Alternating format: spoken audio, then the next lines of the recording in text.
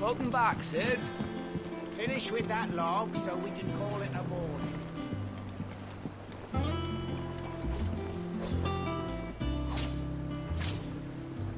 Otto will want to know what happened in Costness. I expect he'll be in the mess.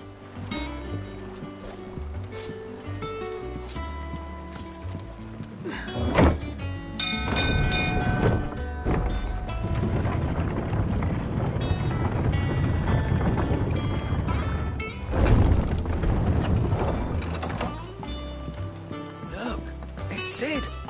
Staying long this time?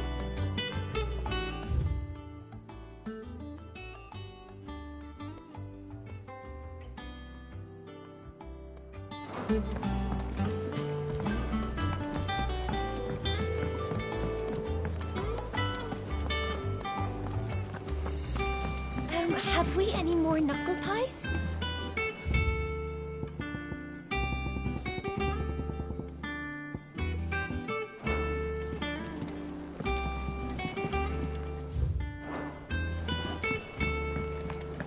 I don't know. Perhaps I should just have Blackthorn make me a new one. Is it business or pleasure? Go on, then.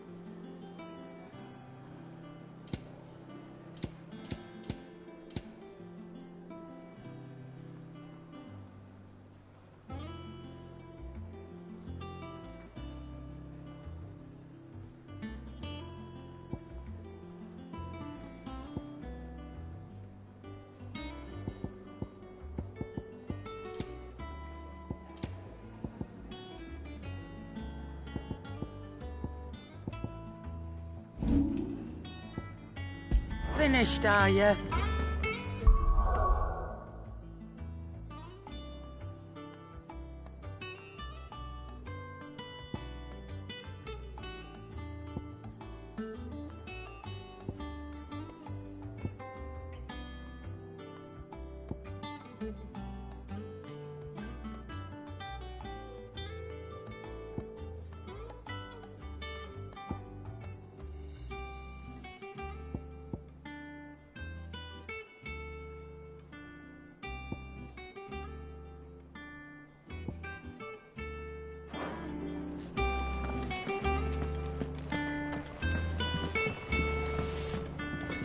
Clive?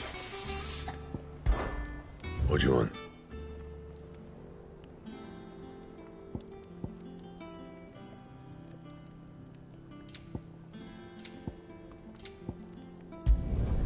Not bad, if I do say so myself.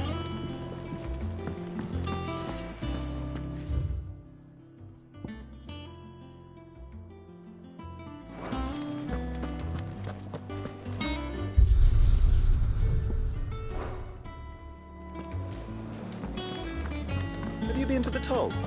I hear a new shipment's just arrived.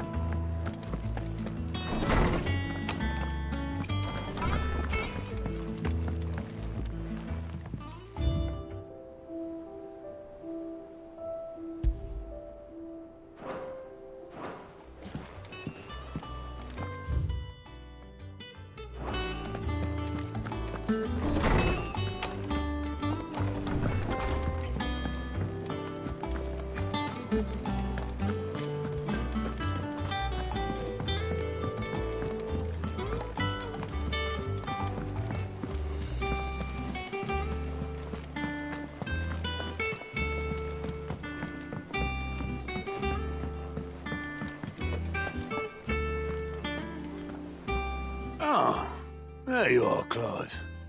Word of your adventures arrived this morning. Victor sends his thanks. I doubt Kupka will miss the fools he sent to catch me.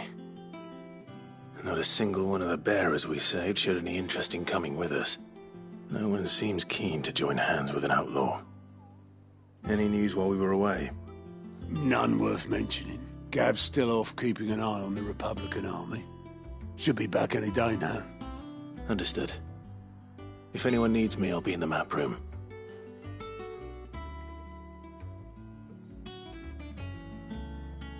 Still can't work that one out. There must be better places than the hull of a gutted airship to bury your nose in a book. Yet this is where she's chosen to be. And I'm sure she has her reasons.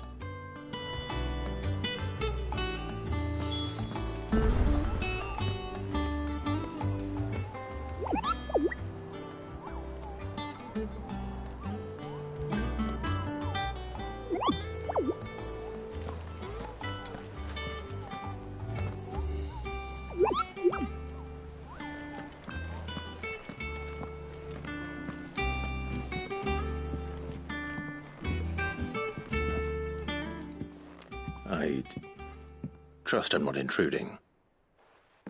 Back from your mission?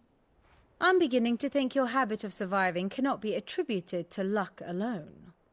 One might say the same of you, Vivian Ninetails. I'll have you know that only 4 attempts have been made on my life, and none was especially memorable. So, to what do I owe the honor? Could it be that you've come for one of my lessons? Is that so hard to believe? Very well, then. Shall we start with the state of the realm? To absolutely no one's surprise, she finds herself at the mercy of armies and outlaws. Well, mostly armies. Though that's not for want of trying, is it, Clive? But the real question is, how did we get here?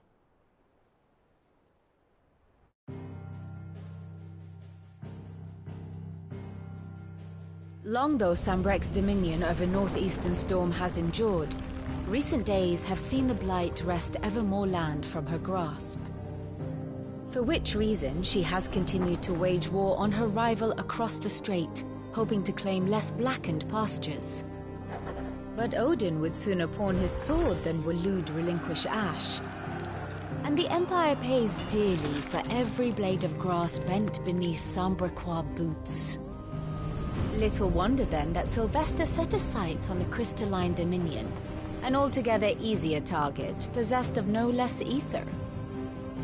It was 5 years ago, while you were busying yourself with the destruction of Drake's head, that the Empire made its move, subjugating its theretofore neutral neighbor, a nation which could legitimately claim to be the center of the world. Certainly, there is no better place to stage an army. From there, the Holy Empire's reach spans the Twins. The non-aggression treaty was the only thing keeping them in check. But if they truly broke the pact without provocation, it is only a matter of time before others reply in kind.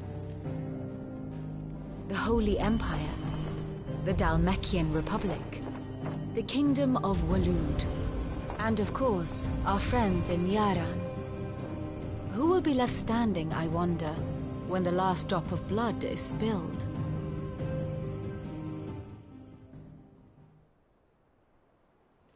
You were born in Twinside. Do you not fear for your home? Oh, dark clouds are wont to gather over the Dominion. Yet in spite of it all, she has ever endured. And when the storm has passed, I am confident she will remain. Now, as to the matter of payment for today's lesson, complete a simple errand for me and we shall consider ourselves even. Even? Right. Return this volume to old tomes in the shelves. Tell him it was, adequate. I suppose it wouldn't hurt to visit our resident historian.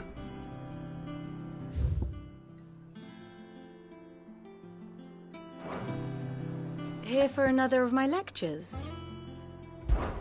What is it that you wish to learn?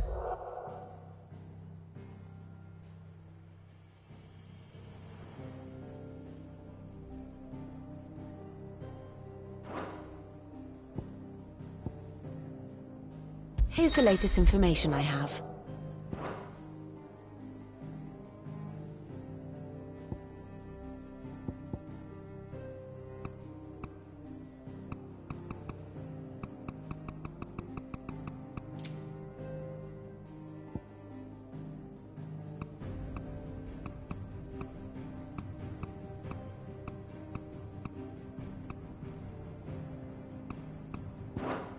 One must understand one's place in the world.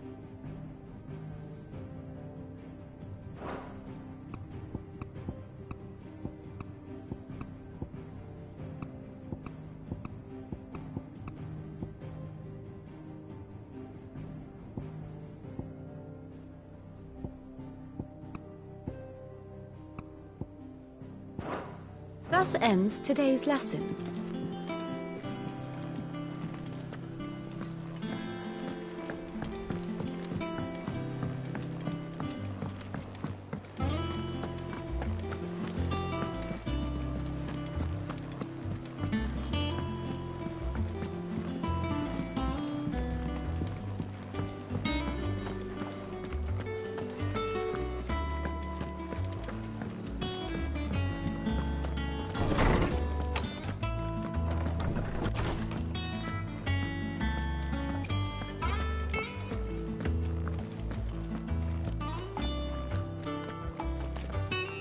Lawsman Harpocrates.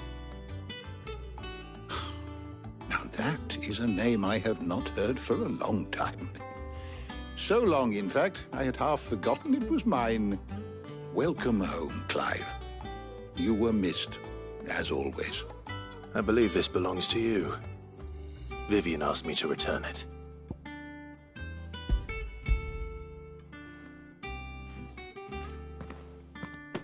Ready? Our resident scholar devours books faster than young Tet does lemon tarts. Would that I could do the same.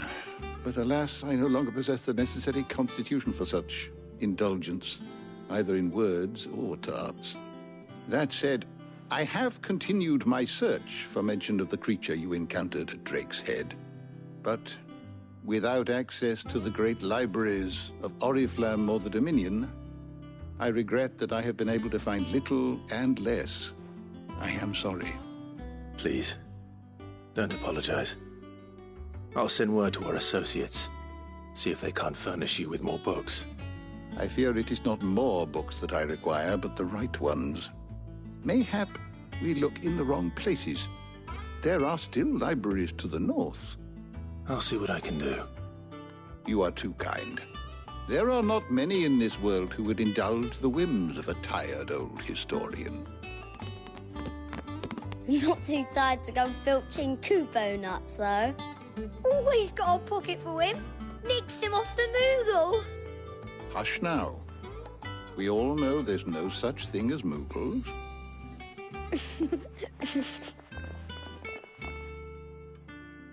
The twins seem well. Aye. Yet they laugh far too little for one so young. The loss of their parents weighs heavy on them, however well they hide it. Titan took much from us that night, from some more than others, and the wounds that remain, they are not quick to heal. Which is why we must give them all the time they need. That we must. Just as I must give you the time you need to recuperate. Good day, Clive. Good day. Gav will be back soon. I should get some rest while I can.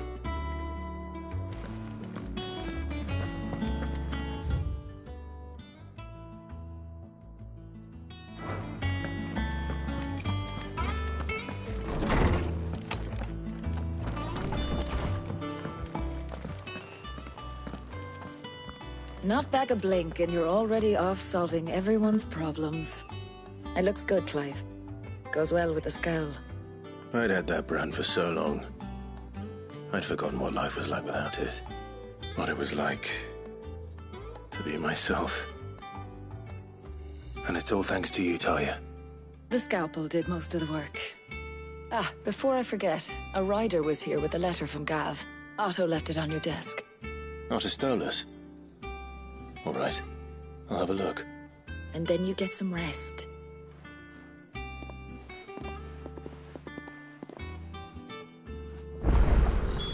What could Gav have thought worthy of a letter?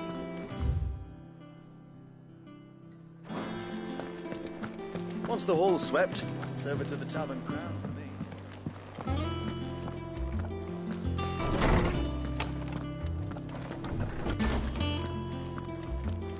Otto was here earlier with a letter from Gav.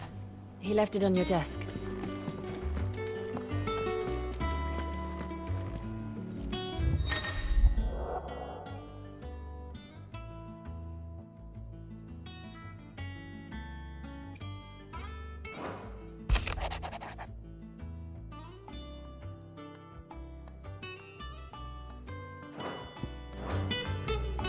What does Gav have to say?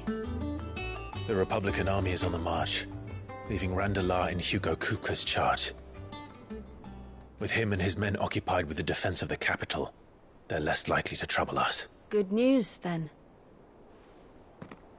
It's more than that. This is our chance, the one we've been waiting for.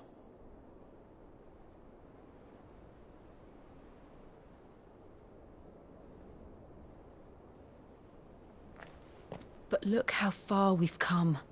All that we have here, our friends, the hideaway, are they not cause for joy? 5 years. 5 long years. If I could only command this power I've been granted, we might have achieved so much more. But each time I reach for it, it's like something is holding me back. Summoning an icon exacts a price not easily paid. Your body knows this only too well. It's merely trying to save you from yourself. And every burden I cannot bear falls to you. This mission of ours has made me question everything I thought I knew. But one thing has become abundantly clear. The crystals take more than they give. In exchange for momentary comfort, we must endure a lifetime of pain, war after war, loss upon loss. And now? Now they rob us of our very homes, leaving naught but dust and ash. But you're trying to change that. We're trying to change that. And to me, that's no burden. I know, but... Try not to forget. We're only here because Joshua gave us a second chance. It would be a pity to waste such a precious gift.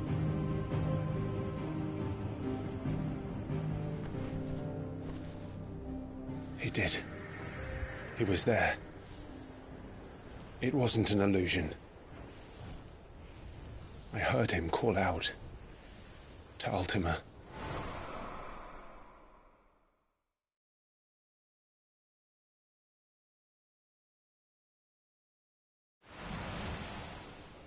If Joshua is still alive, he'll be looking for that thing. Do you think he will ever come back? I know he will. And we must be ready when he does.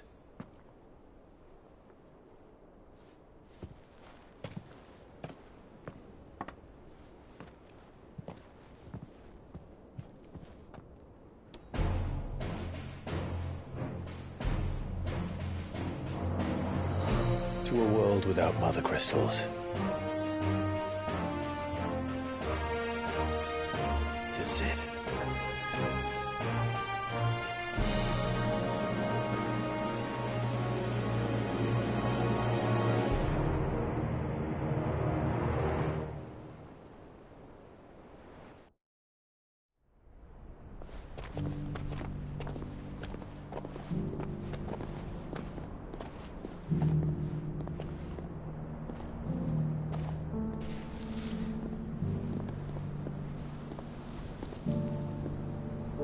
And so the North is lost.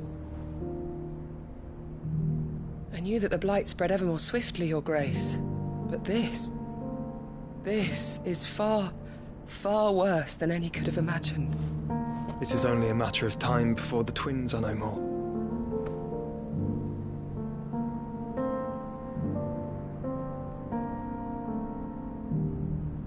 The world marches ever closer to its end, and here we chase shadows. Tell me, brother, are our efforts in vain?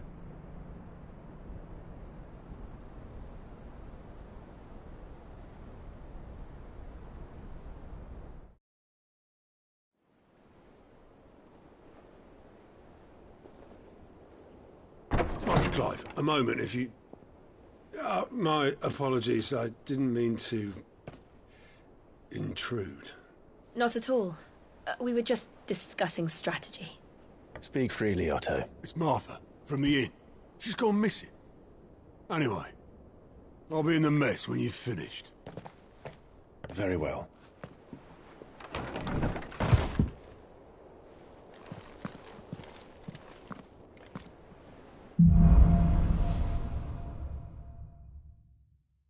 What would make Martha leave the rest?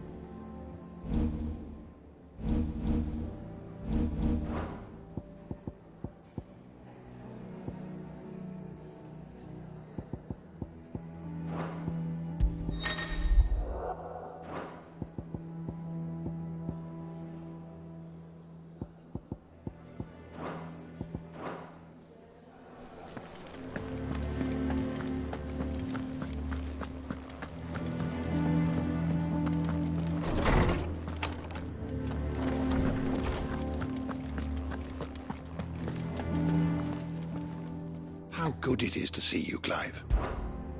I have a few new notes that might interest you.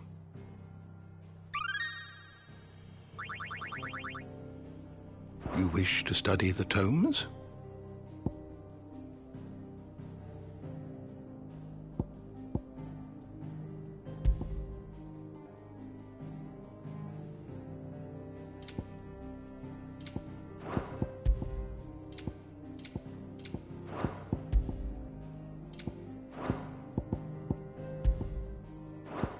The door to the shelves shall ever be open.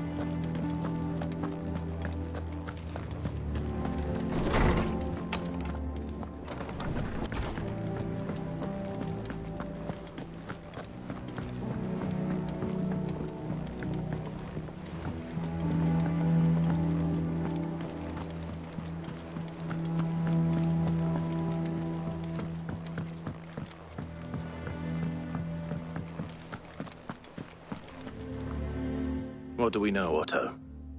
Some lads from the Imperial garrison in Rosaria started a fight over at Martha's Rest. Blood was spilled, bones were broken. The usual. But somewhere in the middle of it all, Martha vanished without a word to anyone. And that ain't like her, Clive. Something's not right. You think this was planned?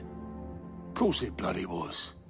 Ever since Eastpool, the Empire's been tightening its grip round the Duchy's balls. They've strung up everyone who's ever set eyes on a runaway, claiming they're traitors to the Holy Throne, conspiring to restore the House of Rosfield to power. And now it sounds like the bastards have turned their attentions to the pallbearers meek enough to stay put. Naturally, old Martha could see the way the wind was blowing, complained that it was getting harder and harder to take bearers in. And now she's missing. If she's fallen into the hands of the Empire, we could be next. Couple of curse breakers are already on their way to the inn. They should help speed up the search. But if this is as bad as I think it is, you might end up having to save their asses and all. Don't worry, Otto. I'll make sure everyone gets home safe.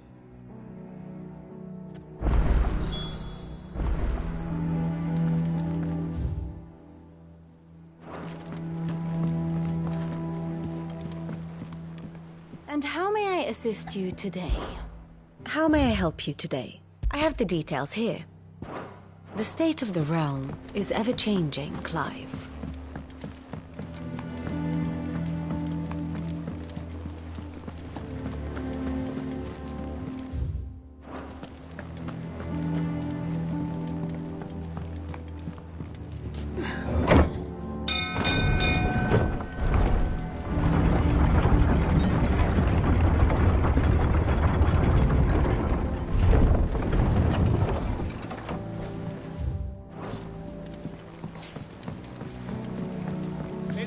Welcome back, Sid.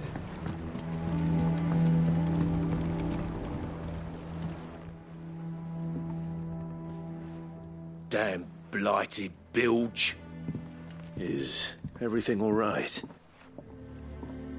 Aside from the holes in my hull, everything's roses. The lake water doesn't agree with it, then? That's one way of putting it. And unless you got some grand scheme to suck the black from the lake like we do in the atrium, that slurry'll keep eating away at the timber like young Tet does our lemon tarts. Suppose a coat of pitch might stave off the rot for a moon or so, assuming we had any pitch, which we don't. Not any bloody more.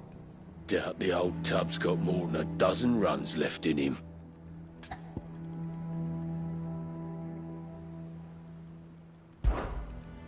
Of course, Obolus.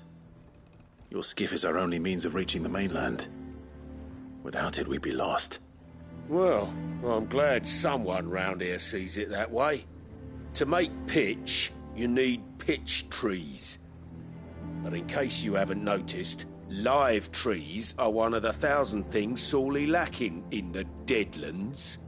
Now, I'm not so unkind as to ask you to fell a faraway forest and lug the logs back here to the mere, which is why we'll be needing a suitable alternative. And it just so happens I once heard the thorny pitchers of Curltail Falls cover themselves in a sticky wax to trap birds and beetles and whatnot. Might be enough to tide me over. Sounds easier than felling a faraway forest. That's for certain.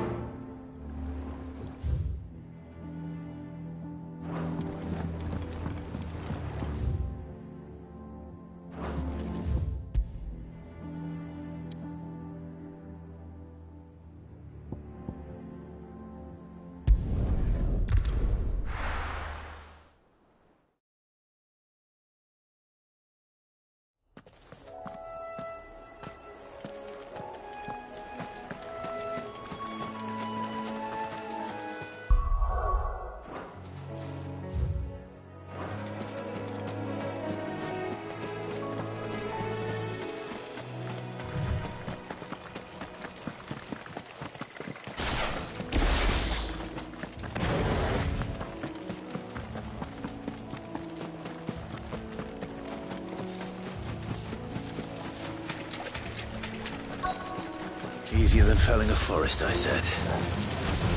Trees don't have teeth.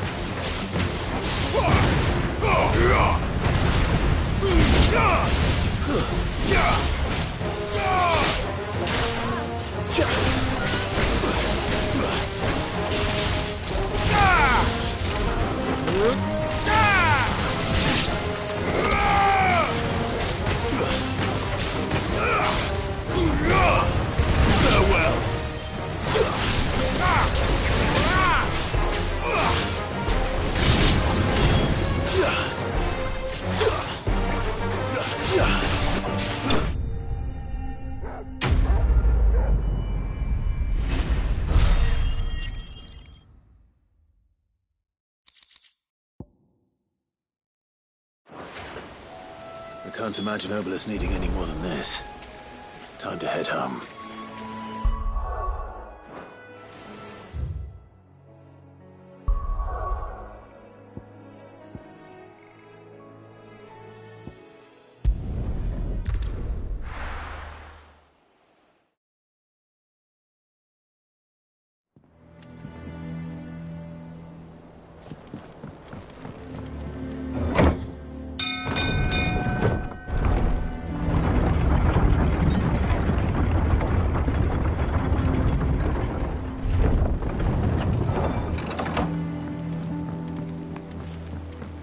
Finish with that log. Welcome back, Sid. Well, did you find me some wax? Find is one way of putting it.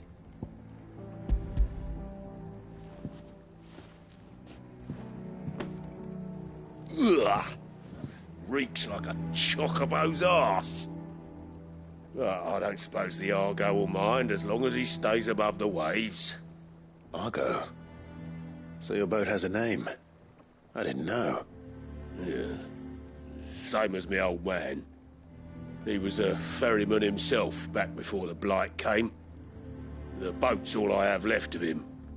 And thanks to you, he'll sail another day.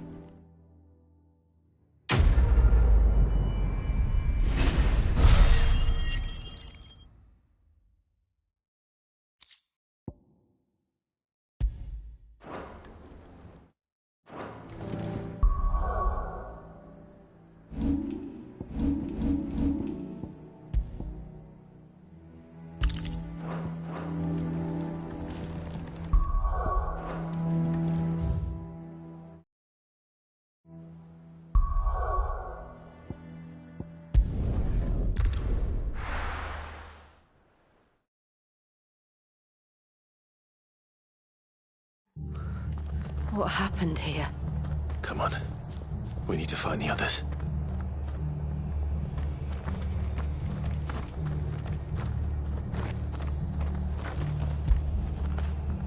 Fetch!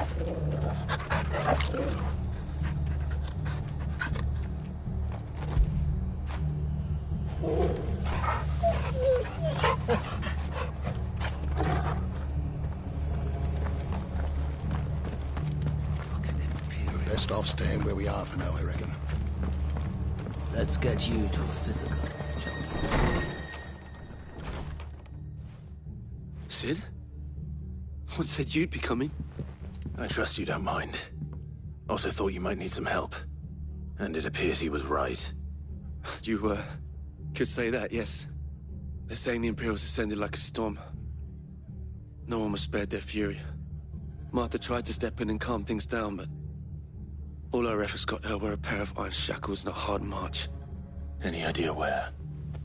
Judging by their tracks, they headed towards Sorrowwise Bay. To the Abbey sheltering Martha's bearers. The bastards. Jill and I will go after them. You take care of the people here. We will. But, before you go, one of the locals heard something. He said the soldiers were talking about a culling. I don't know how big this is, but it doesn't sound good. Be careful out there, Sid. You do the same.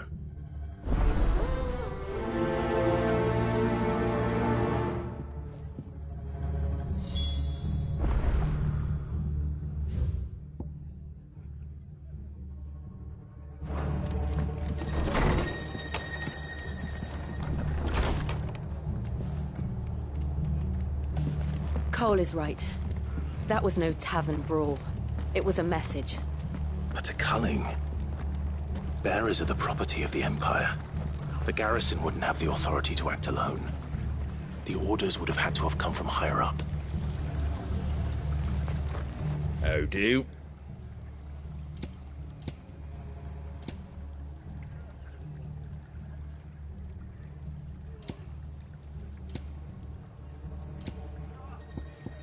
Very well.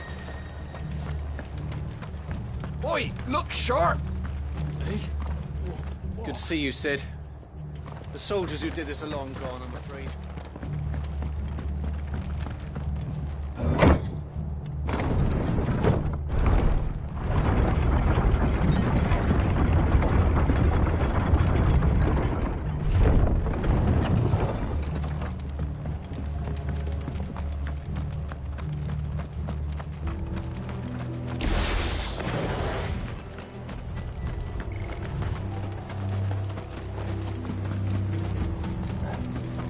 Look.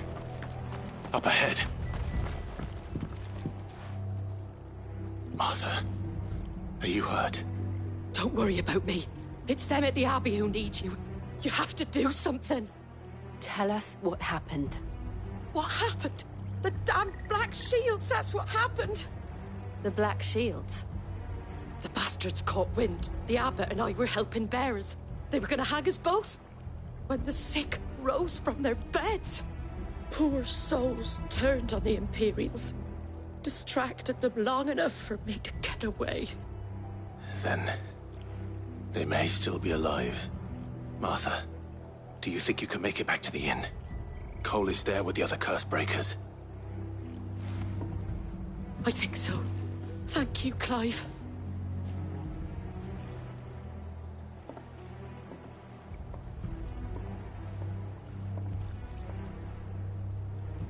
Black Shields.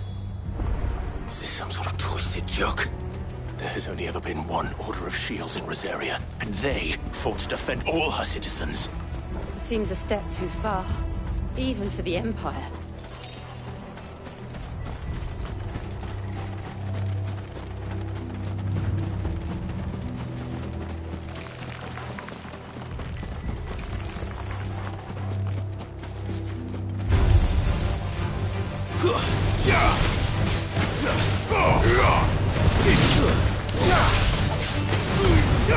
Make it look easy.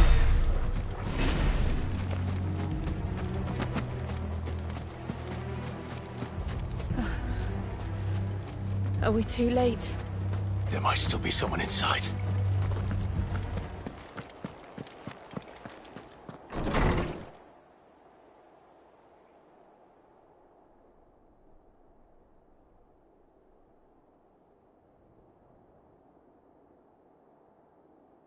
No.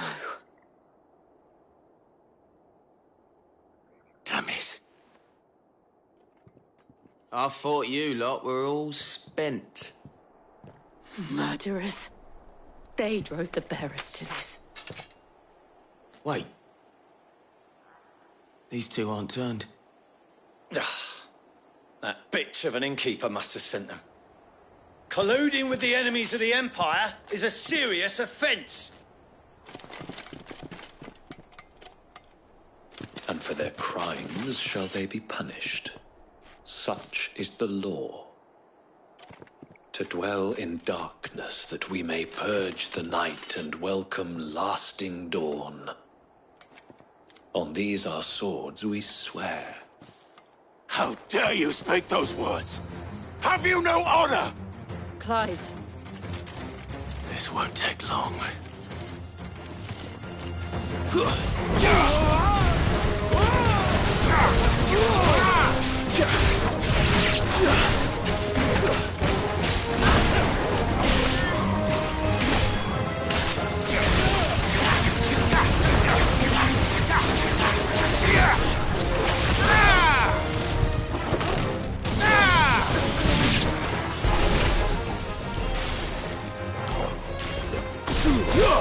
To me, Flame!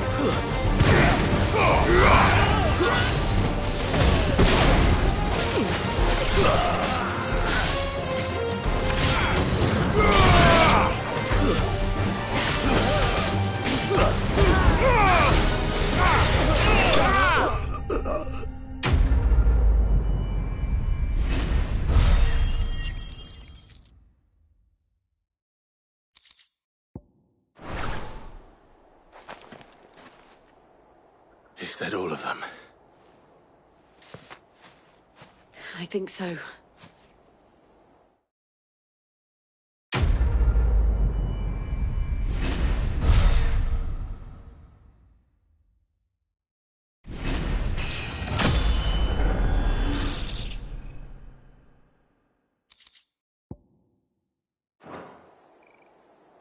I didn't see the abbot. He may still be alive.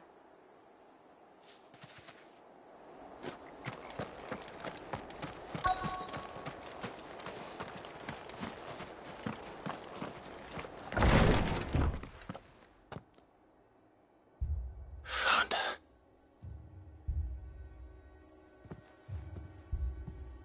The abbot.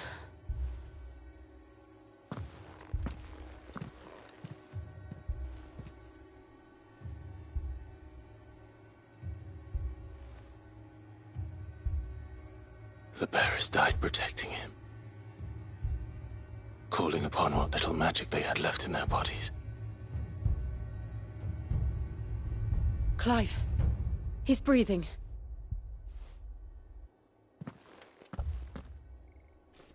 We're friends of Martha. We're here to help. Are the Imperials dead? They are. Every last one. If only that were true.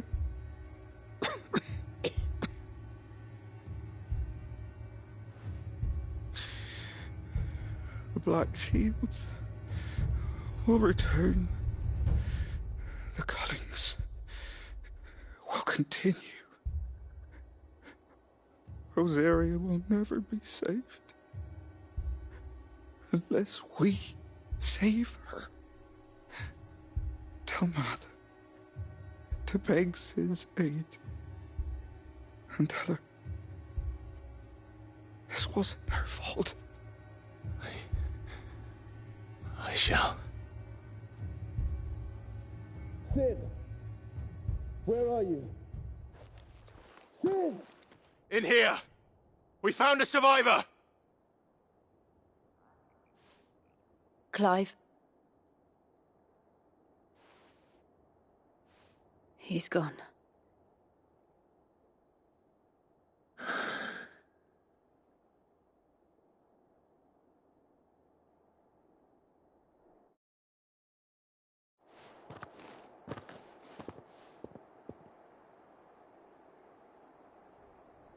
We've laid the abbot to rest. But the bearers... they didn't need to die like this. No, they didn't. But it was their choice.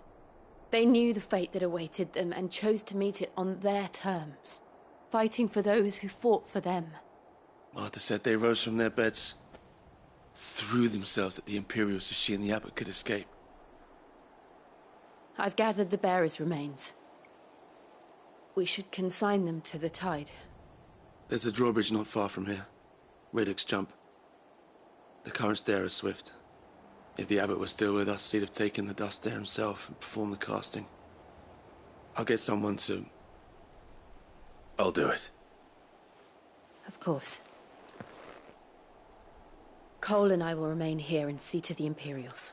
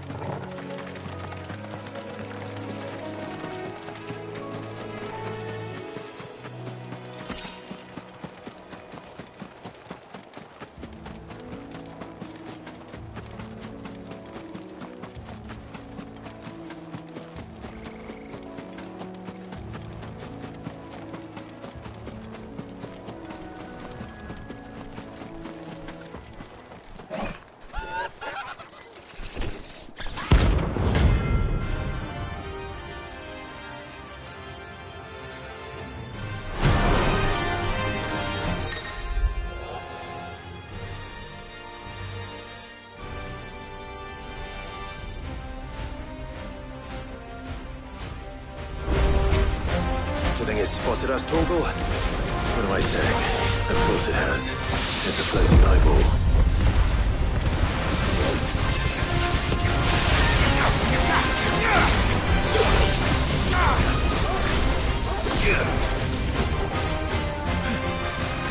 Nice try.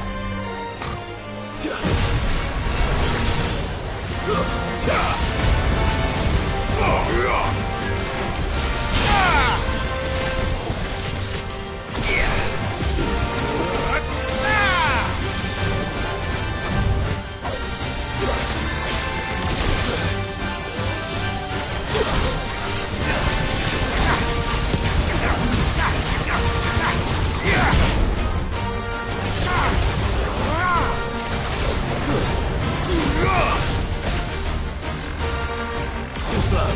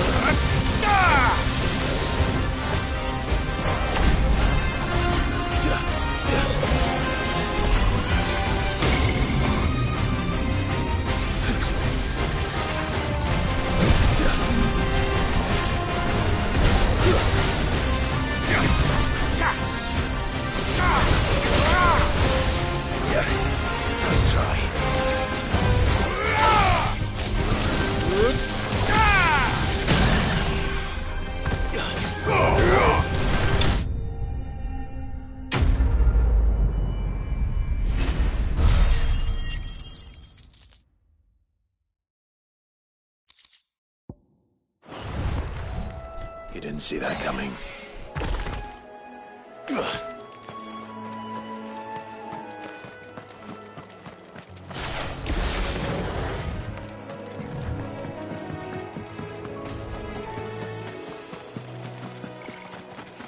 That must be the bridge.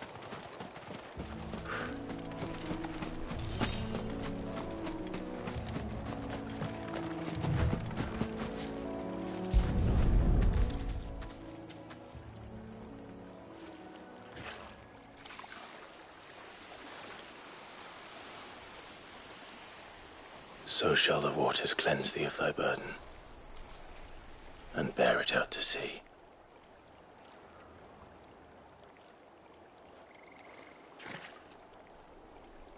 And now they are truly free. I hope so. What of the Imperials? A pyre was made. It's more than they deserve. We should go back. Cole is worried about Martha. All right.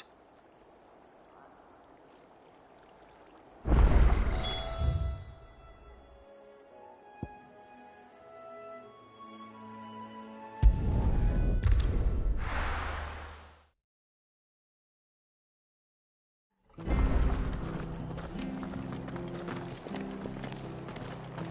best off staying where we are for now, I reckon.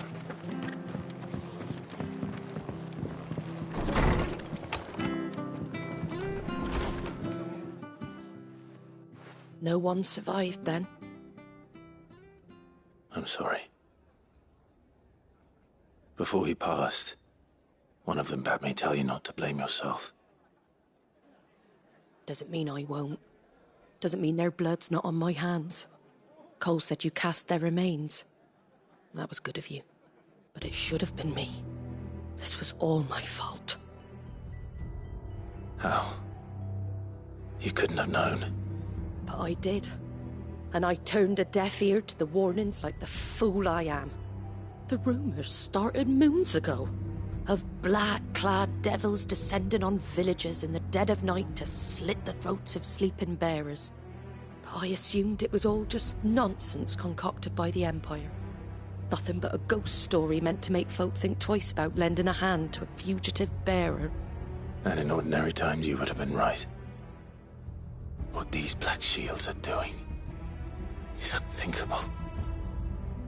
Which begs the question, why do it at all? My mother obviously has a hand in this. I cannot make sense of her actions. Unpicking what goes on in that woman's head is a job for someone with more time on their hands. Right now, I need swords and men to wield them, preferably big ones. If those Imperials think they can come in here again and threaten my people, they're in for a rude awakening. Oh, before I forget, a Stolas from Otto landed just before you arrived. He asked me to tell you that Gav has returned. Then we must as well. Will you be all right here, Martha? We can stay longer if you wish. No need. I'll be ready should the Imperials come calling. Though I wouldn't turn my nose up if you were to lend me a pair of them strapping young curse breakers.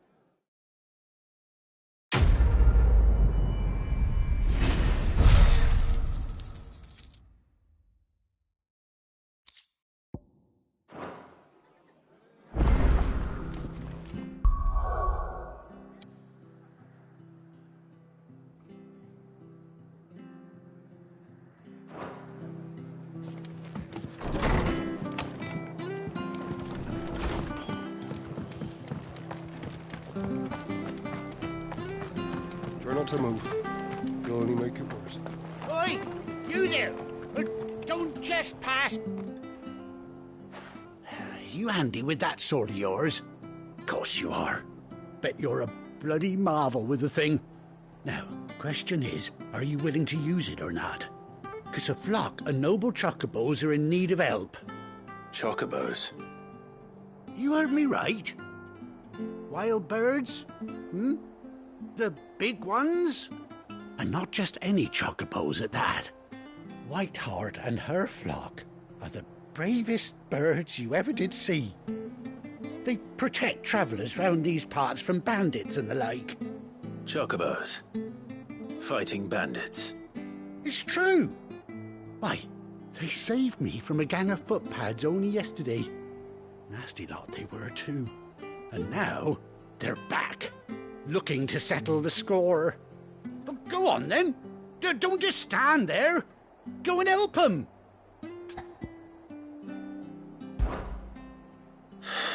All right. There's a good lad. Where can I find these chocobos? I saw him cut across the way over yonder. The rotten scoundrels were driving the poor things towards the old dock. It's a dead end, that is. You saved Whiteheart and her flock, you hear me? There ain't a pluckier bird in all the world. She's a hero to us locals. And don't worry, you'll know her when you see her right enough. I'm sure I will. And good luck to you. And give those no-good bastards a hiding from me.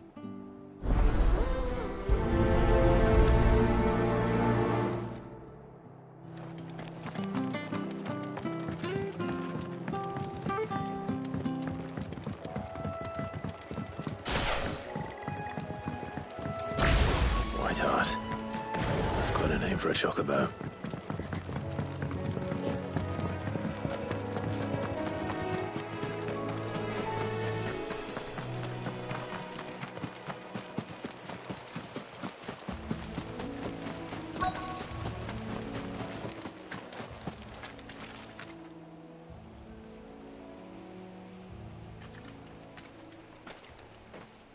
A white feather. I thought Ambrosia was one of a kind. Speaking of brave birds, looks like they went that way.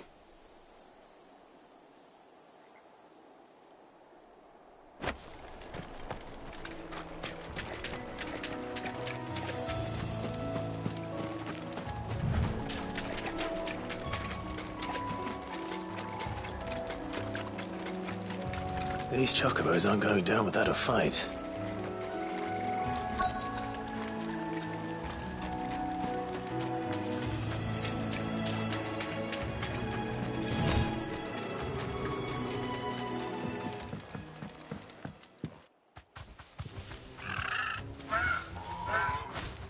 We got you cornered, Feathers. You didn't think you'd seen the last of us, did you? You've been bad for business.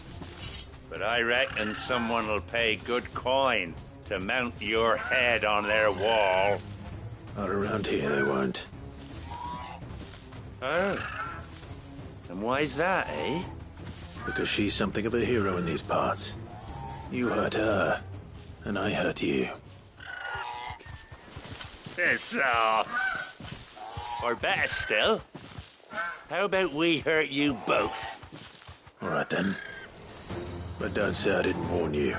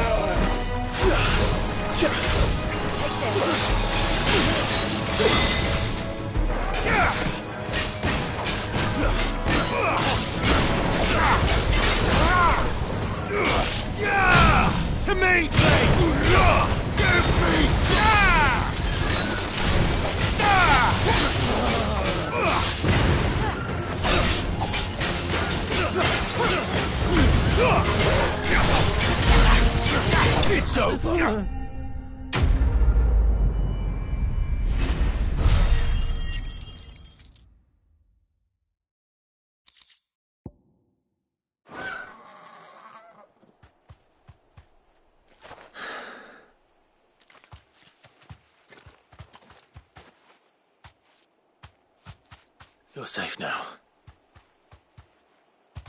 White Hart, I presume.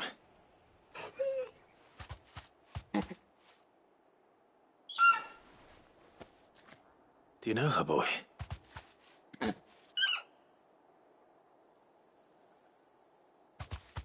scar. It couldn't be.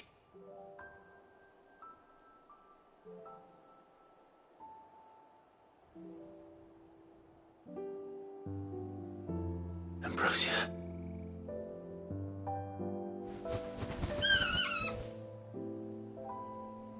It is you. You survived.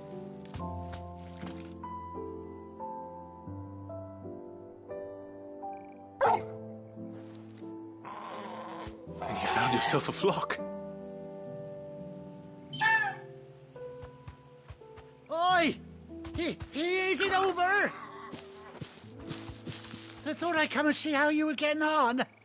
Oh, you sorted the bastards then.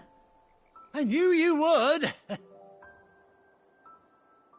And the whole flock made it through unscathed. Thankfully, they did. And not only that.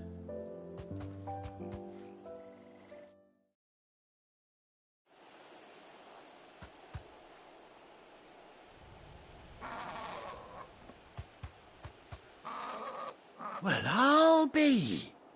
I never stopped to think our hero here might once have been someone's mound. Though I dare say she'd suit a fine fellow like yourself. Reckon our feathered friend must have learned a thing or two from her master. Kind-hearted warrior that you are.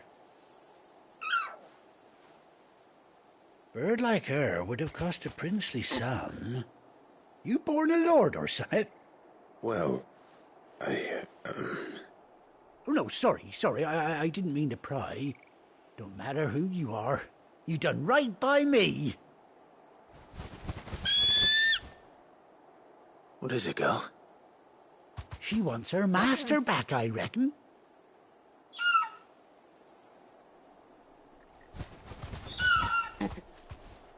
Told you. And it seems her pals agree. Is that it? You want to come with me? Well, bugger me if this ain't a heartwarming sight. The lads down the stables will be hearing about this tonight.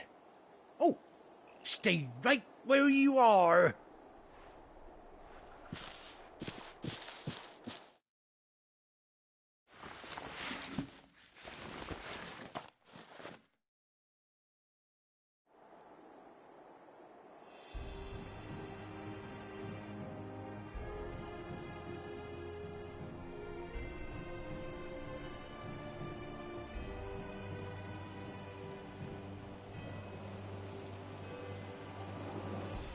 Doesn't she cut an handsome figure, eh? She does indeed. How much do I owe you? A few scraps of leather's the very least I owe old White Hart. Oh, I'll be sad to see her go, of course.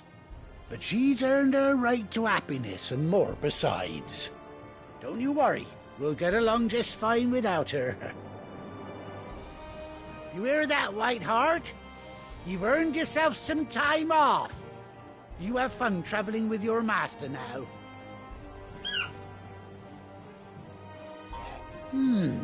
You seem awful familiar now I get a proper look at you. That's it. When those chocobos swarmed my cart on the road, didn't you? No, that can't be right. That fellow was a bearer. Must have been my double. Oh, must have been, eh? Oh, that'll be the excitement getting to me. Silly sod that I am. Pay me no mind. Anyhow, best be on my way. Good luck to the both of you.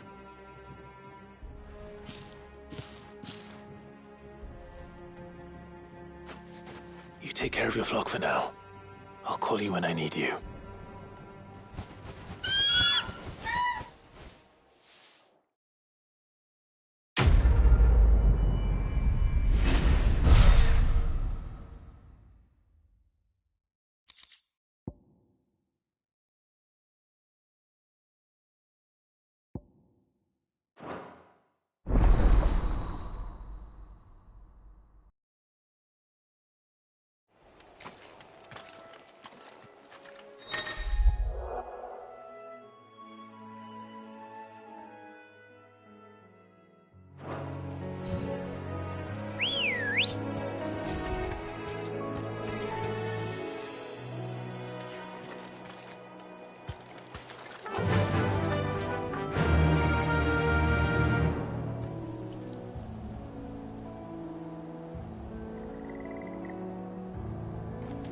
Fly, Ambrosia.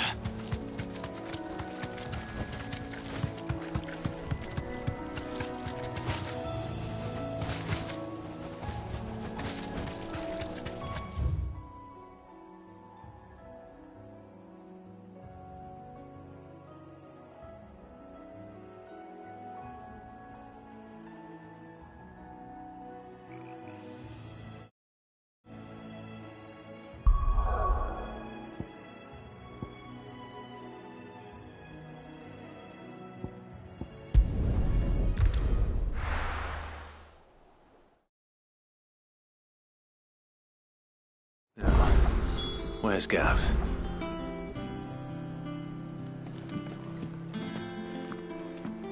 Gav should be back by now. I hear there's trouble in this area.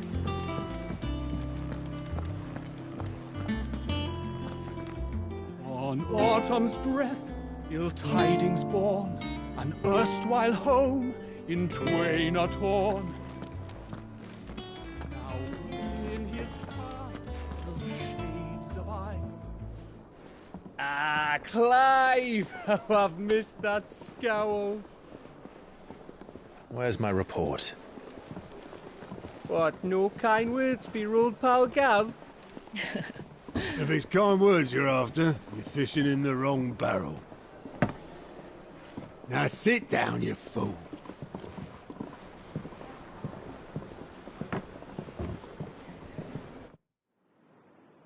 So, you remember how quick the Empire was to occupy the Dominion after the fall of Drake's head? And how pissed off all the other nations were that they didn't think to do it first? Half a century of independence gone at the whim of a madman. So much for their bloody treaty. Clearly, the promise of unblighted land and the world's supply of crystals was too much for his radiance to resist. And now the Republic's finally decided to follow suit, using liberation as an excuse to declare war on Sambrek. Lined up right outside the Dominion's gates as we speak, looking to starve the Imperials into submission. And now all eyes are on the Strait of Arthur. Well, the two nations beat their shields. The rest sharpen their daggers, ready to set upon the war-weary victor. They'll never see us coming. It's time we moved on the Mother Crystals.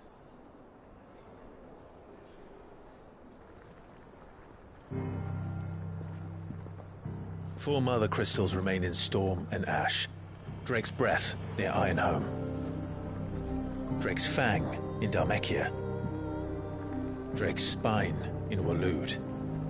And Drake's Tail here in the Crystalline Dominion. With the bulk of the Republican army marching to Twinside, Drake's Fang will be left exposed. That is exactly the move Kupka would anticipate. And if there is anything these past 5 years have taught us, is that he loves his traps. There is one place, however, where nobody will be expecting us to go. Drake's Breath. There's a shitload of sea between us and it, and I've never been much of a swimmer. I have an acquaintance in Port Isolde who may be able to help. Who's that then? My uncle, Byron Rossfield. Lord Byron Rossfield of the Seven High Houses, the trade magnate with holdings in over 100 cities. Wait. Rossfield. And you're a Rossfield, of course. My uncle's name gave him his start in the world, but it was his acumen which earned him his fortune, along with a handsome fleet of ships. Well, it's settled then. What are we waiting for, eh? Huh?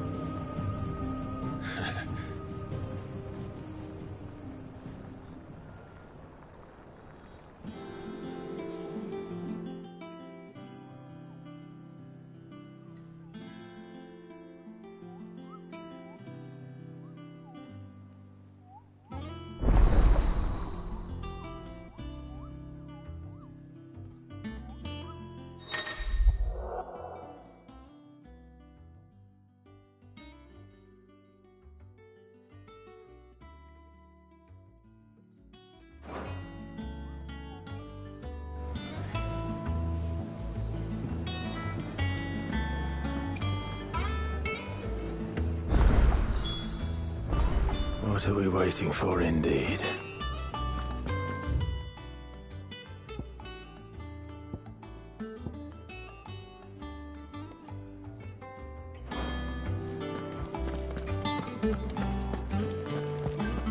Think it's all right to touch him?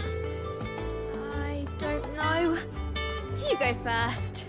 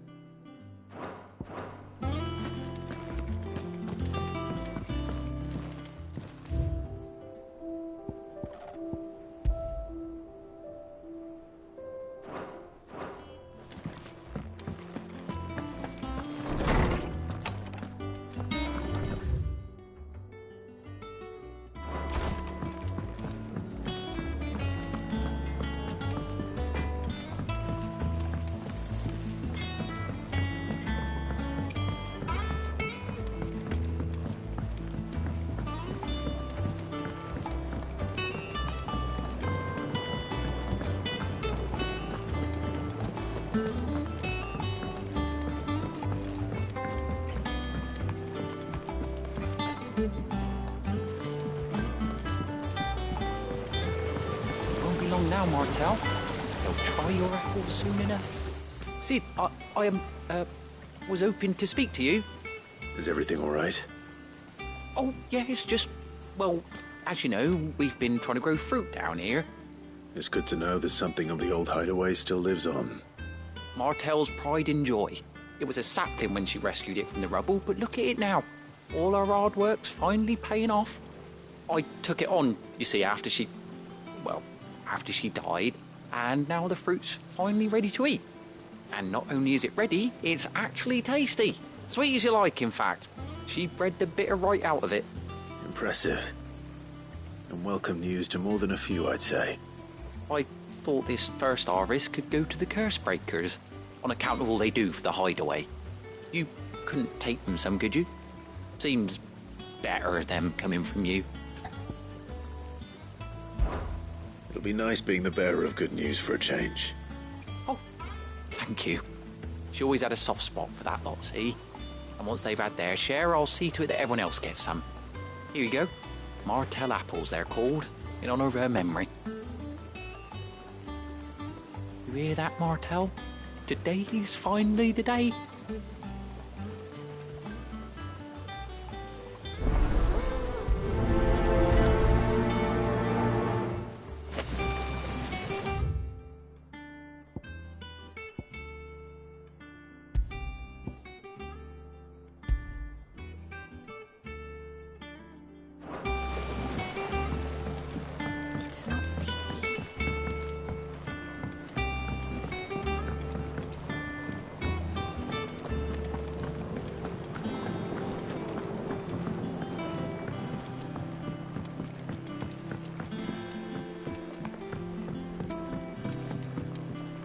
Did you come through the forge today? It smells like...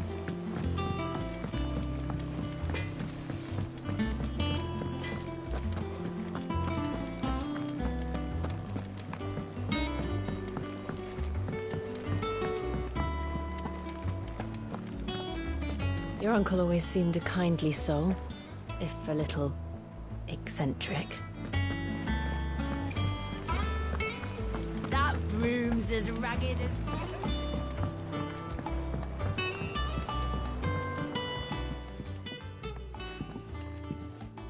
You two look like you could use something to eat. Here, courtesy of Martel.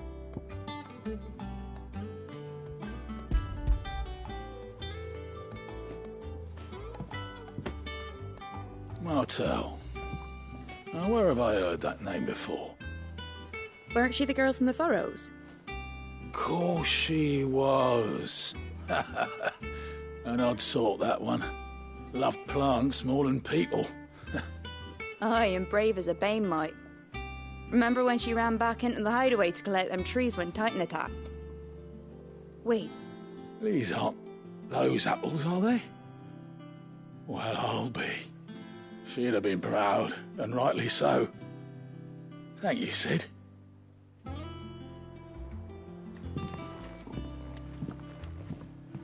Others weren't so lucky, though. Them old... These were enough to curdle your guts. These are as sweet as... Ah, my favorite pupil. Allow me to educate you. Once more? Very well. Here's the latest information I have.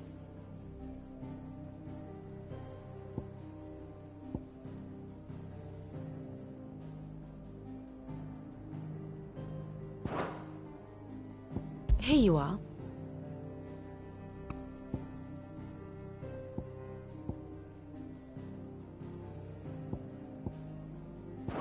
Very good.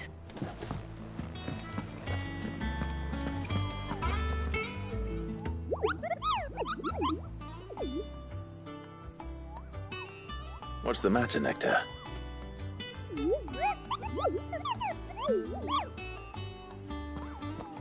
The hunt board? It's where the Cursebreakers post sightings of particularly fearsome beasts. Those that might pose a threat to our operations if they were left to roam free. Just because they can't be dealt with when they're spotted, doesn't mean they can't be dealt with later. Was that what you wanted to know?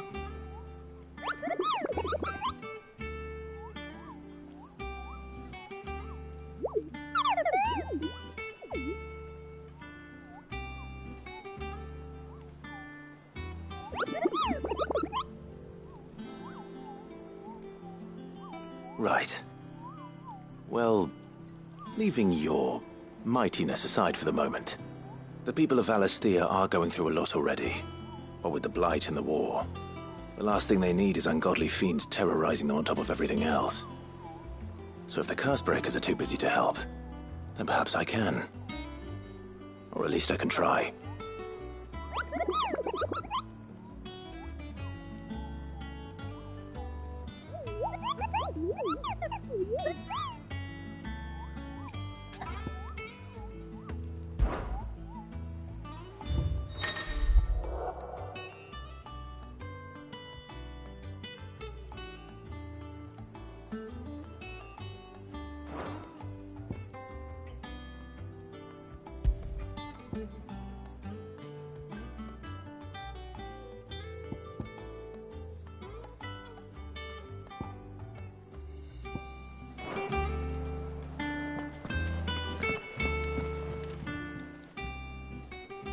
Oh, Clive! Welcome to the Patron's Whisper. The Patron's Whisper? Does that mean someone else is taking care of our friend's donations? Oh no, that's still me. It's just Karen has her toll, Blackthorn has his hammer. I thought a new name might liven things up. I still catalogue every item that arrives, in addition to setting aside those tokens of appreciation the sender has specified are to be presented to you personally. Would you like to see if we have any? Your benefactors are a generous lot.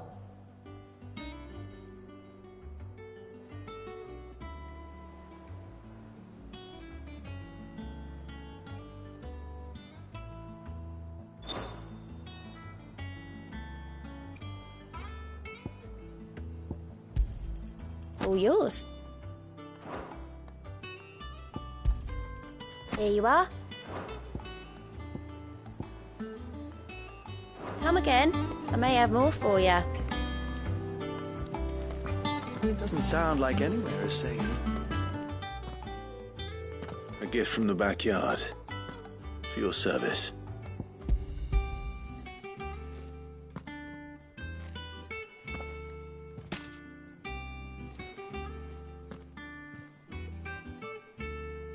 Blimey, these take me back. I haven't seen a hideaway apple since. Old Sid was the only one who could stomach the things. He'd nab them right from the branch, make Martel livid. Not that anyone could stay mad at the man for long. That sounds like the Sid I knew, all right. Planning on keeping that lot to yourselves, were you? Hang on. These aren't Martels, are they? I'm glad to see someone carried on what she started. Can't have been easy, not in the Deadlands. Reckon she'd be happy knowing all her hard work didn't go to waste. Clive, tell the lad down in the backyard to run some over for me, will you? Not so much as a thank you. Well, I've got some manners at least. Thanks, Sid. You can leave the basket with me. I'll see that the others get their share. Oh, and give our compliments to the gardener, won't you? That was the last of the apples. I should head to the backyard and pass along everyone's regards. Them old apples were enough. That broom's as ragged as... I hear there's trouble. Think it's all right to touch him?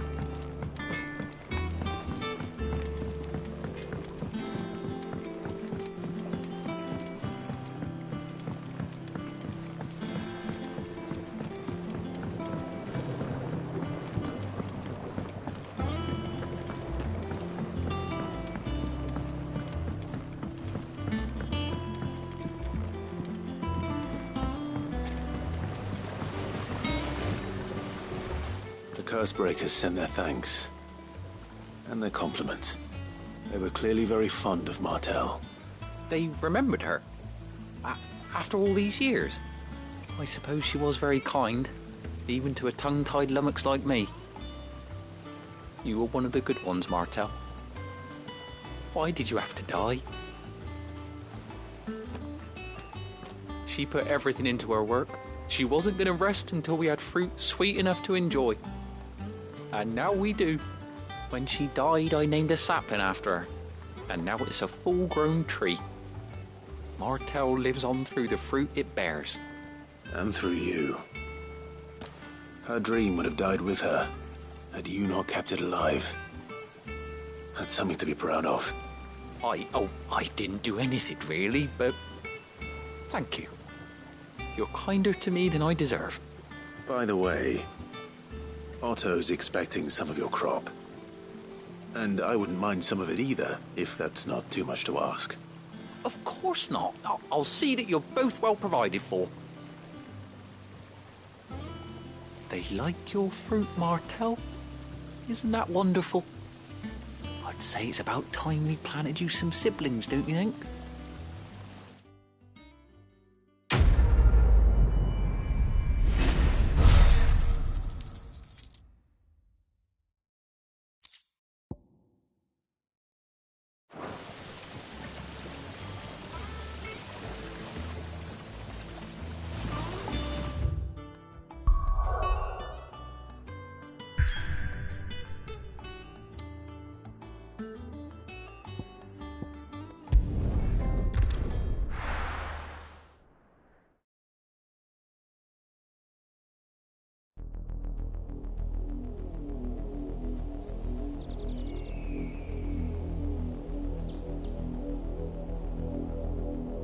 Do you think it was wise to leave, Gav?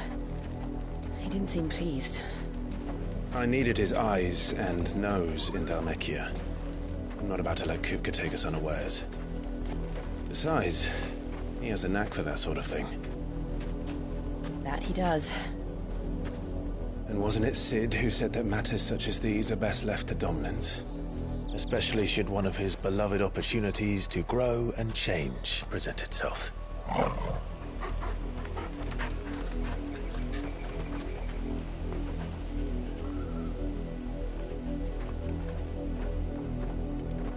I always knew that I would return one day.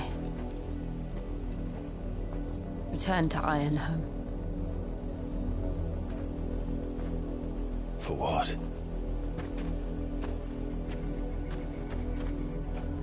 After learning the truth, you were given the chance to face your past. If I am to continue at your side, I must do the same.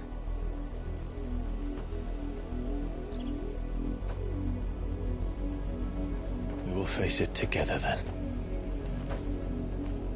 To the end.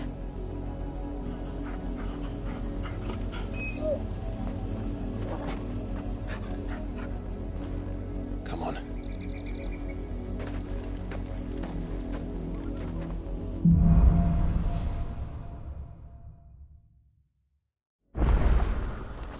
How far do you think your mother's reach extends?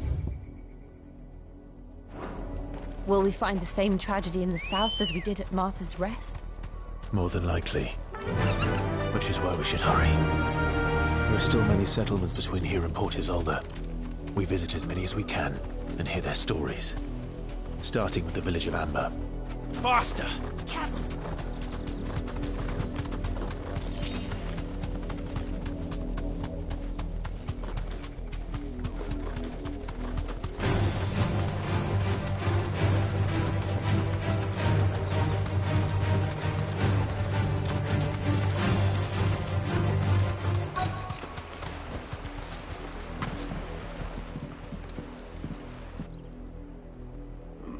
Mockery of justice is what it is. Lord Elwyn would never have stood for this. Quiet, you! I think we're loyalists. Jill, look.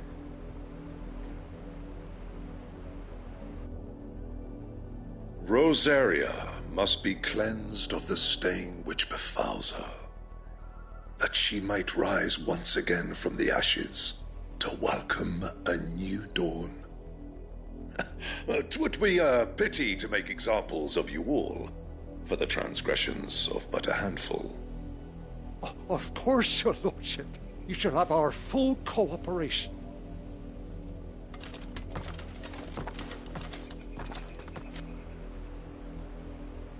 What business could the Black Shields have in a village this small?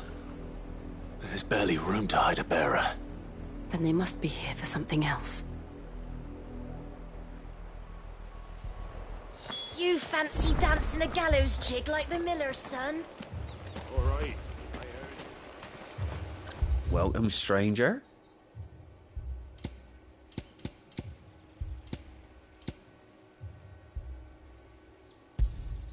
You won't be disappointed.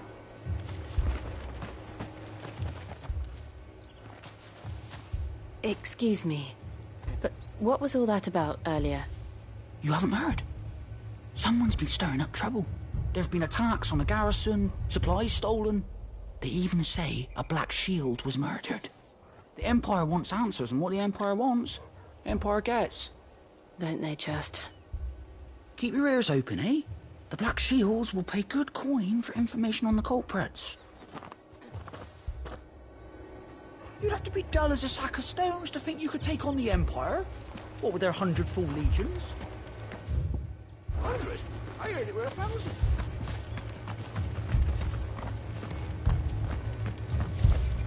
What did those knights want, Father?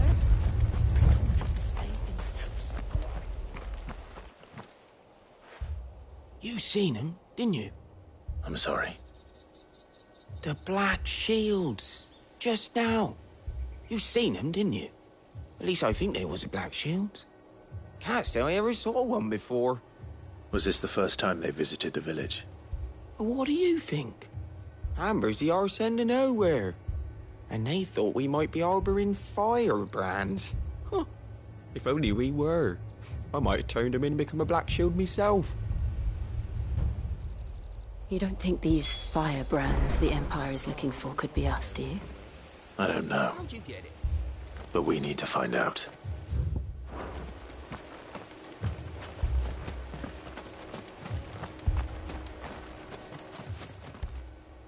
Greetings, friend. We are travelers. I know that. What do you want? We couldn't help noticing those Imperial soldiers who were here earlier. Don't you go telling these strangers a thing. I speak for the people of this village, and we have nothing more to say to you. You are to leave Amber and never come back. May I at least ask why? I don't know who you are or what brings you here, but your presence puts us all in grave danger. The Empire is a harsh master. Its demands are great, and its justice swift. But as long as we keep our heads down and pay our tributes, we are left alone. Some might call it submission. But if it will spare my people the Viceroy's wrath, then I will gladly submit. This village will not become another East Pool. Then we shall be on our way.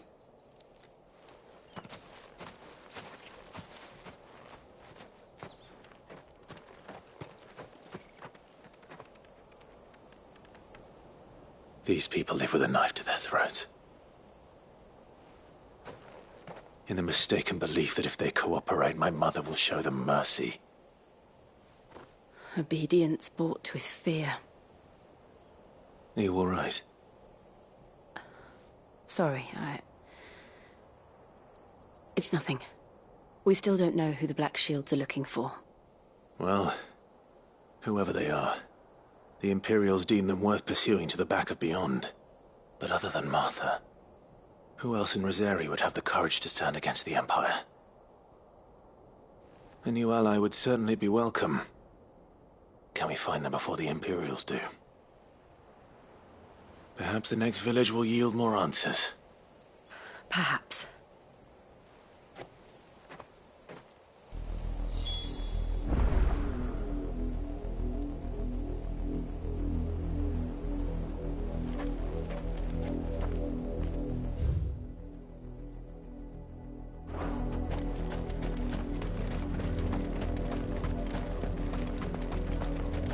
This pass will take us through the mountains. And directly into the path of whoever or whatever lurks here.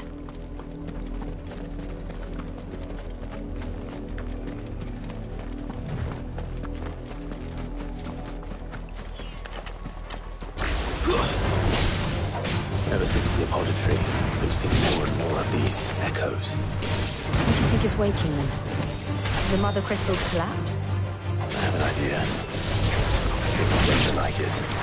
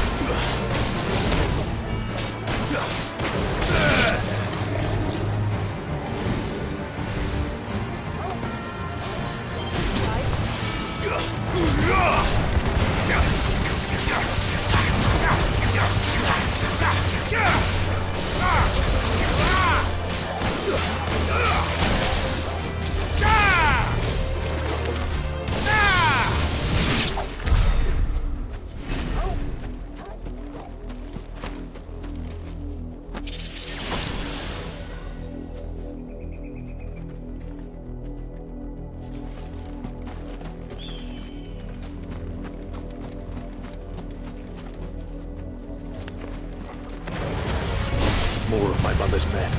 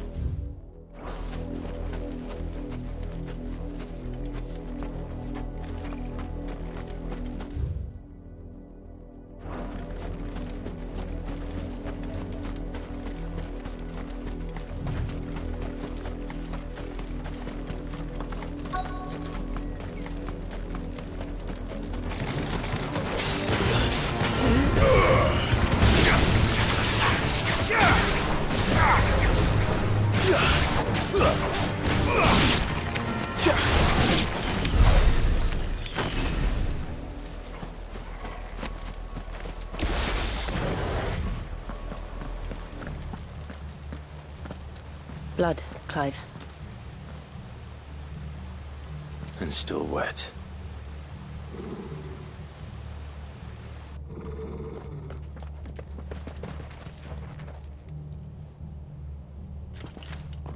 You were told to stay in your homes. The Black Shields. You know who we are. And still, you would bear your steel. Why then, we owe you our thanks. You have saved us the trouble of an interrogation. To dwell in darkness, that we may purge the night and welcome lasting dawn. On these, our swords we swear. Say that again. I'll show you a true shield of this area. Ugh!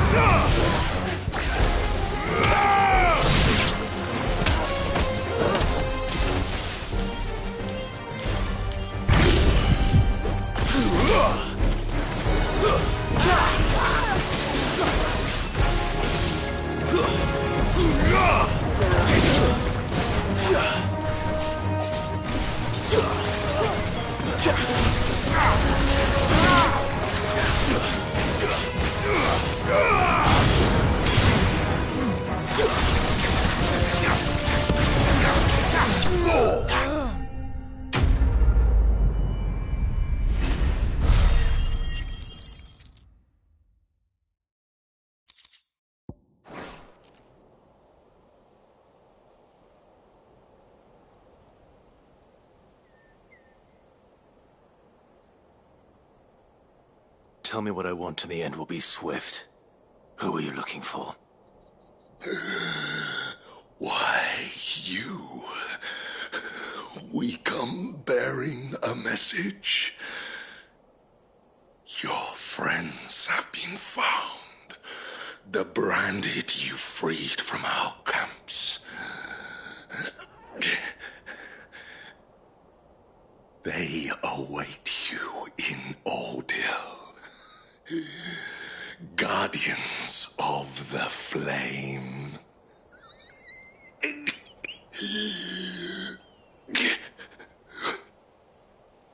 Those are Old Hill's gates. Then we hurry.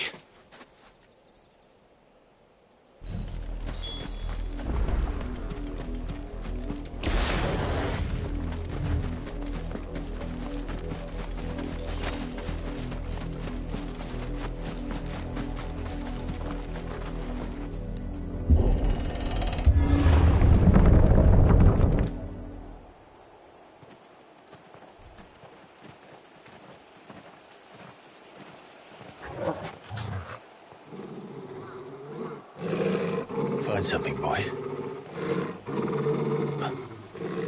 Death.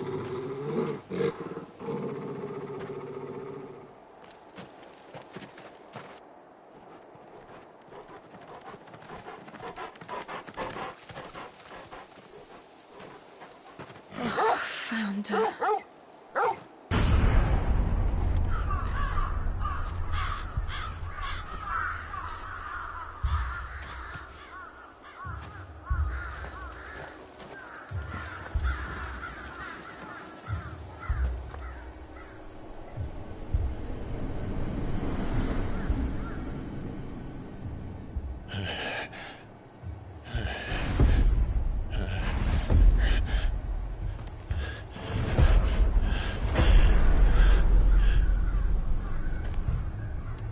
This was my mother's doing.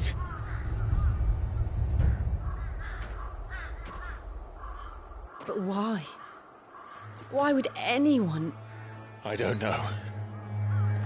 I never truly understood her. But this... Oh, Clive.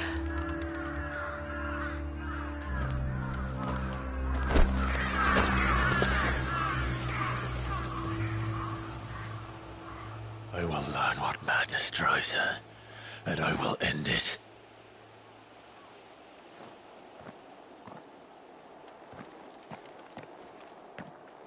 We should go. Yes.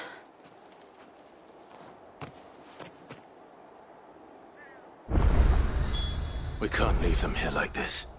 We won't. But if the Black Shields have made it this far south, they may already be in Port Isolde. This is no time to ride.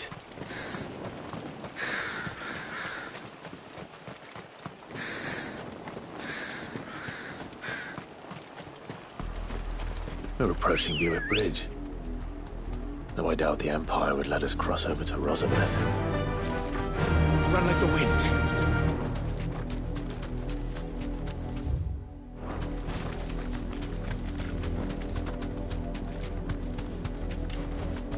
Back to the stables, Carl.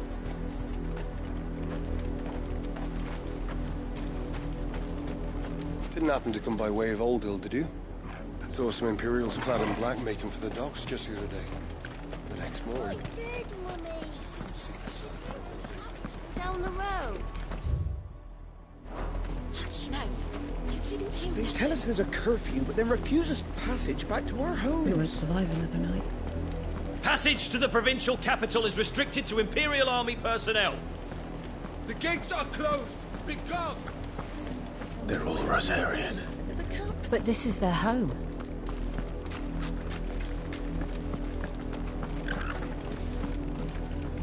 You find no succor to the south, travellers, nor beyond the Buet. The Empire has seen fit.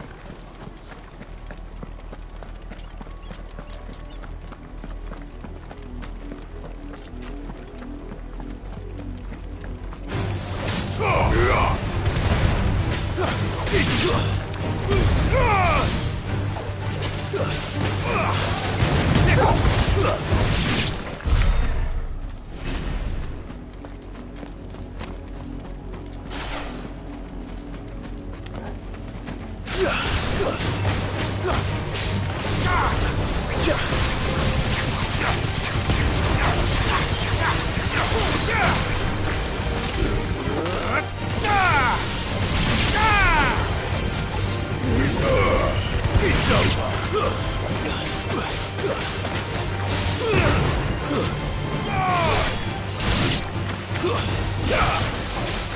Enough.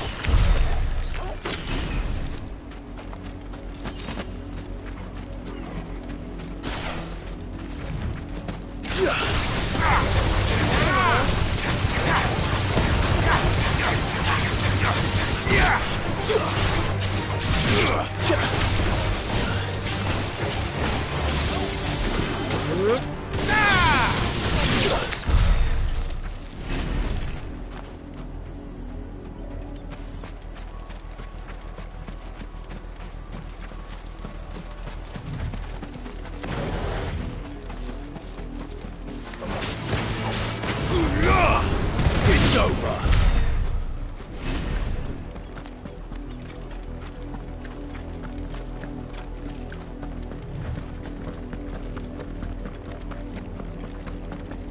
The Lazarus. What happened to this place? My mother happened. The nobles who lived here didn't stand a chance. Let's hope my uncle fared better. We should start with the main gate and see where that gets us.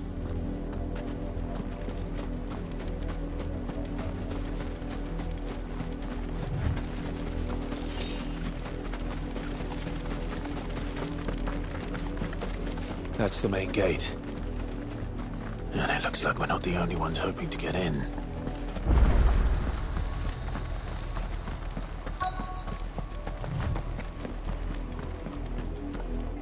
Let us pass!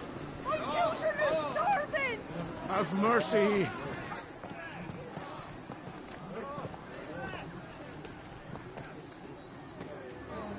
Voice-ridden dogs they are!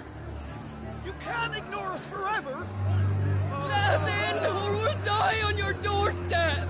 Better out there than in here! More than enough for Fuck off! Hang the chinless bastards! Those crystals belong to us all! I said, away with you, filth! Back to your sties! Cut you down where you stand! Destroy it! No chance of slipping through unnoticed. We'll need to find another way in.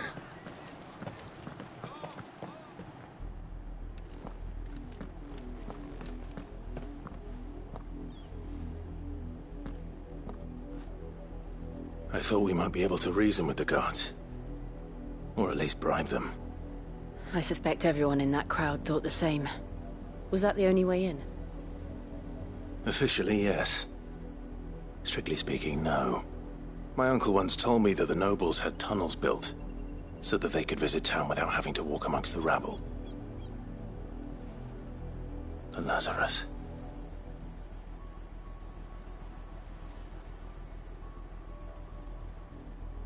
We'll find our way into the city there. If you're sure. The entire place looked abandoned. Do you think it's safe? As long as it is abandoned.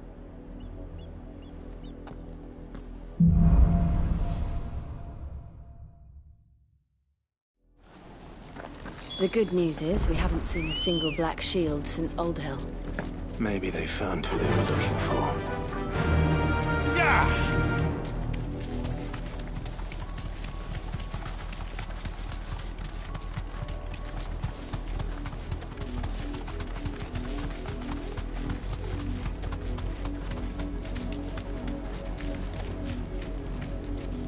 Straight home now.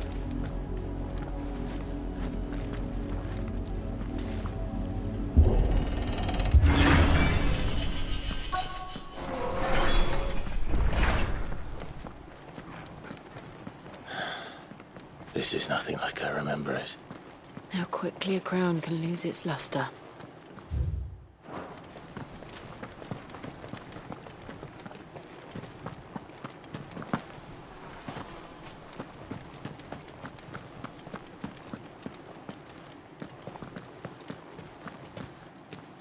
Not abandoned, then.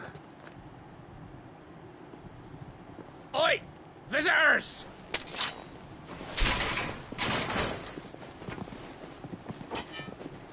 Apologies. We'll show ourselves out.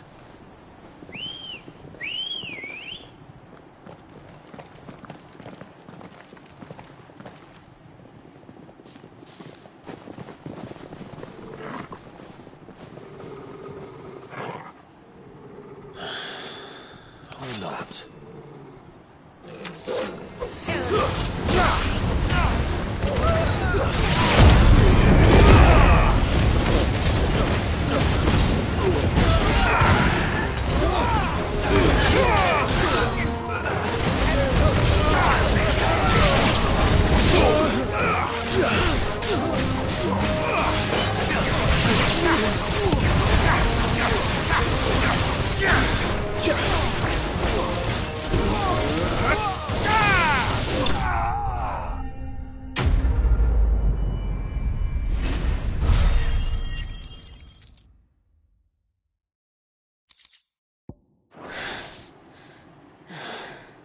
I've only ever seen one man fight like that.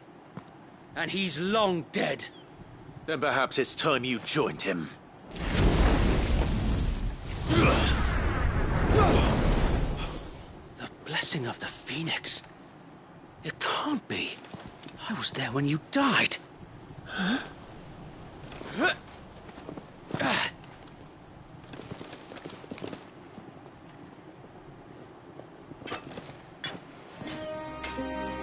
Forgive me, my lord. I knew not whom I addressed. You have naught to fear from us. Founder, it really is you. It is. So wait.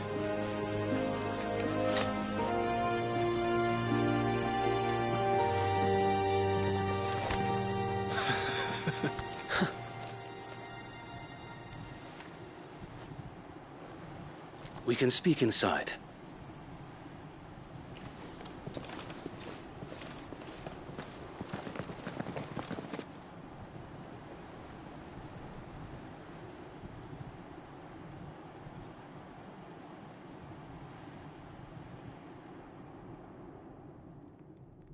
And those who wouldn't bend the knee? We left before the Empire could make examples of us, though we didn't go far. And we banded together to form the Guardians of the Flame soon after. Alas, there is only so much a handful of aging shields can do against the might of an empire. But we've seen to it that their stay has been anything but pleasant. Of late, though, we've had our hands full just trying to keep the Duchy's few remaining bearers out of the Imperial's clutches. The Cullings. We saw what happened in Old Hill. Aye. The foul work of the Black Shields and their mistress. You mean my mother? But it doesn't make sense. Even knowing what I know about her. Her hatred for bearers was no secret, but she wouldn't have been ignorant of their value to the realm. No offense, my lord, but in case you haven't noticed, the Lady Annabella couldn't care less about the realm. She barely even cares for her own home. That much has been plain since the slaughter at Eastpool. And, since granting the Holy Emperor a new heir, her obsession with bearers only seems to have grown. As to why, I don't know. Maybe she can't bear the thought of anyone having the power to challenge her beloved son. Her son? Sir Wade, the Black Shields have broken camp. They march in full force for Buick Bridge. Then so do we. Make ready.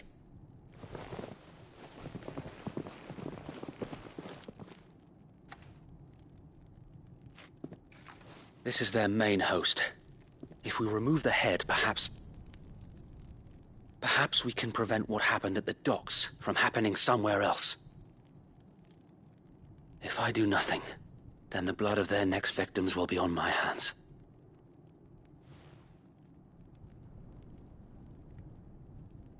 Yours and ours. We too have witnessed the crimes these men who dare call themselves shields have committed in my mother's name. It cannot be allowed to continue. We must put a stop to this madness. We must. So let us go with you. For the good of Rosaria. I was hoping you'd say that. Very well. If that is your wish, I would be honored to serve at your side. And we at yours. So, Wade, let us do our duty. With pleasure, my lord.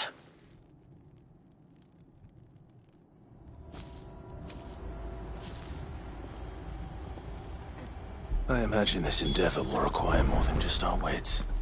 Then let's hope Sir Wade has a good quartermaster.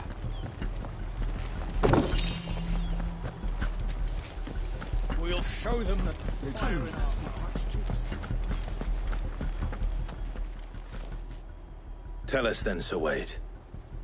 What is your plan? Nothing fancy. You, Lady Jill and I make for Buett Bridge, and provoke the main host at their encampment. Sensing an opportunity to end the Guardians, the Black Shields will call for reinforcements, who will be met from the rear by parties of my brothers hidden throughout the surrounding hills. This will allow us to wage battle on the bridge without fear of being overwhelmed. While the Black Shields have an advantage in numbers, you see, they prefer to fight in small units, which we can use to our advantage. How small exactly? Small enough, now that I have you and Lady Jill for company. I doubt I could have done this on my own. But until we arrived, that was your plan. You haven't changed a bit. So Wade, the bearers from Old Hill have been laid to rest. Very good. Now make ready for battle. As you command.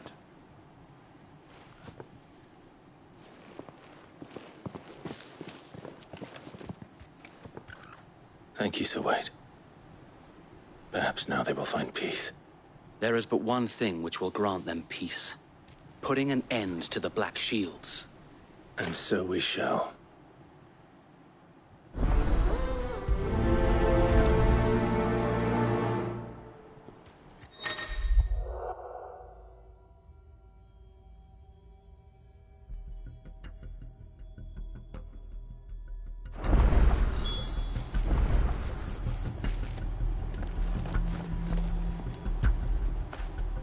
Fetch!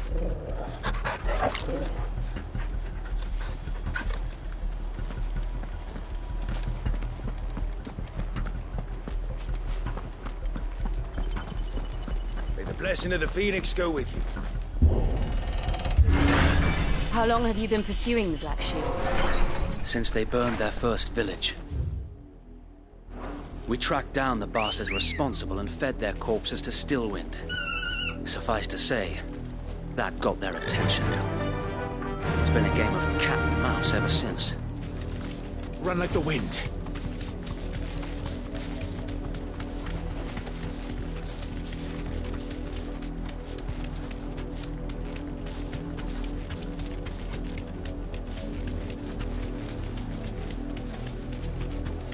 I got me sideways. Come along now.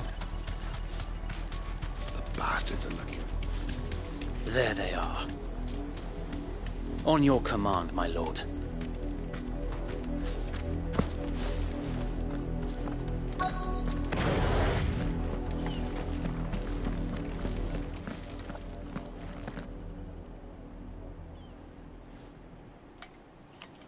What is it now?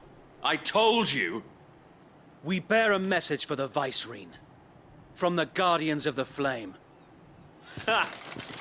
You presume to tell us that a pair of filthy vagabonds, a woman and a dog, could guard aught against the might of the Black Shields? Then come! Die along with your flame!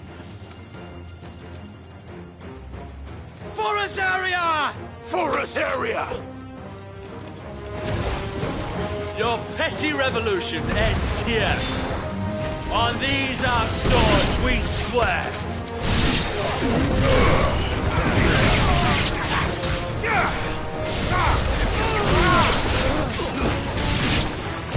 Bloody hell! Reinforcements from the far bank! Otherwise, I'll fight their battles for them.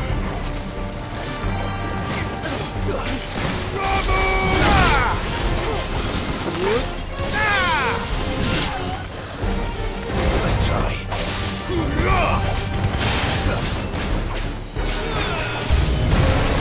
More dragons! Just worms. The Imperials aren't taking any chances. I can't say I'm flattered.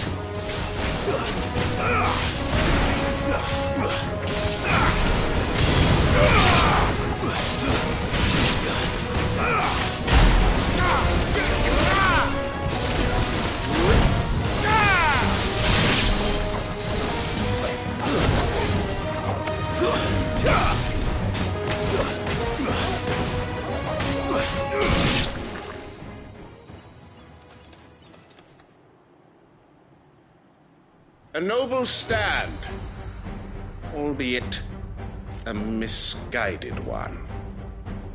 In taking it, you have but proven our point, that this land is in dire need of cleansing.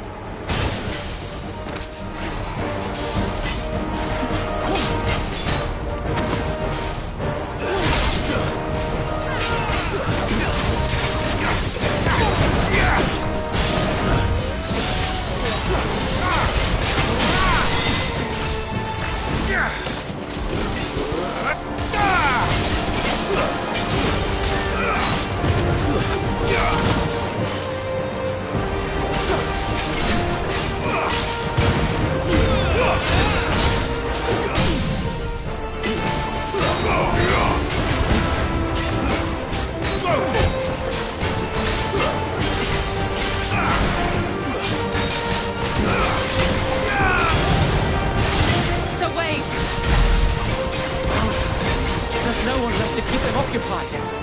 We need to finish this. You mean finish him?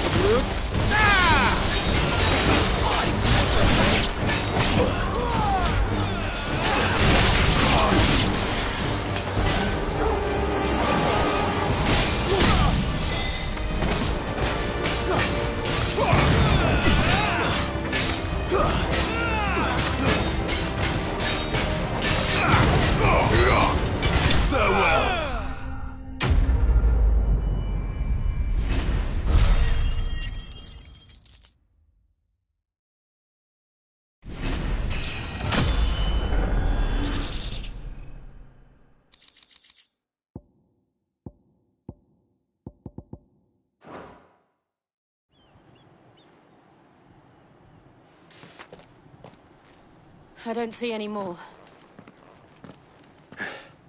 Nor do I. The plan worked. It did. It bloody worked.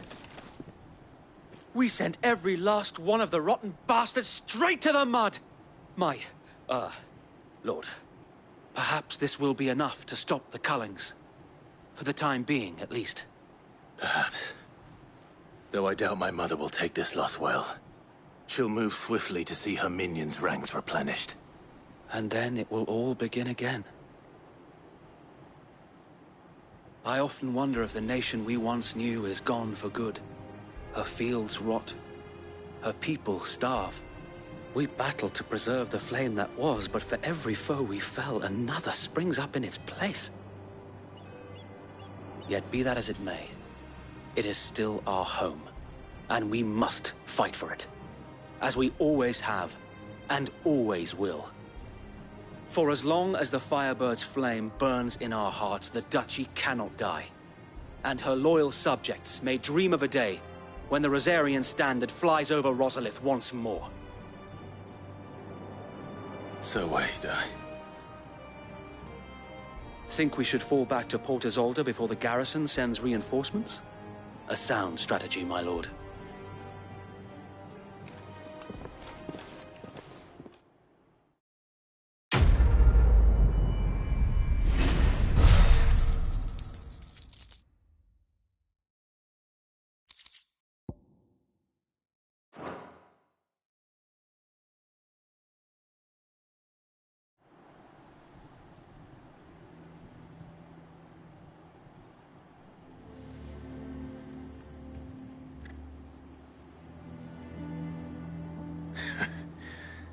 And how long has my uncle been funding you and your comrades' endeavors? Since the beginning. Lord Byron was the first person I turned to after forming the Guardians. And had I known of this tunnel back then, I wouldn't almost have been hanged by the city guard for trying to sneak over the wall. I suppose a formal request for an audience would have appeared suspicious. And appearances must be maintained. Were the Vice-Regency to catch wind of Lord Byron's involvement in our movement, they'd seize his estate and send him to the gallows, where he would be of no use to anyone. And so, though it sickens him to the soul, he plays the part of the loyal lord, knowing that one wrong move might prove his downfall. It is why he remains ever vigilant. Don't be surprised if he refuses you an audience, especially since you're famously dead. Then I will have to think of a way to prove that I am neither wraith nor wrongdoer. I might have something which could help with the latter. It's the mark of the Guardians. Display it, and those who love Rosaria will know where your loyalties lie.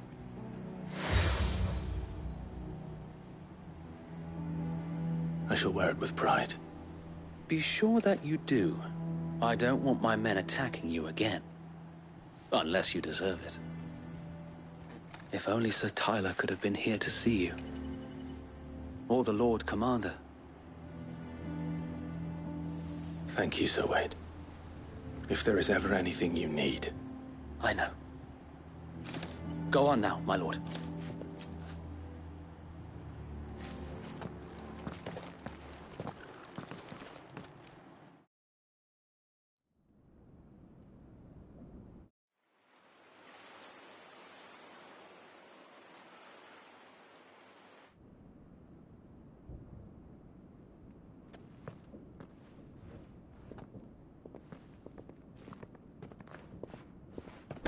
How accommodating. Do you really think they believe we are who we say we are? Not a chance.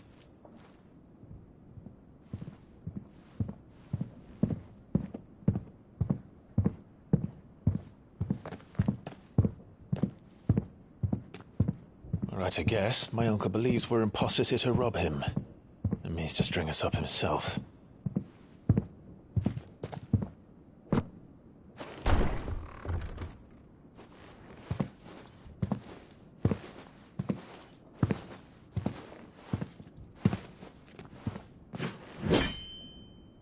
Imagine my surprise when I was told my nephew had come to visit.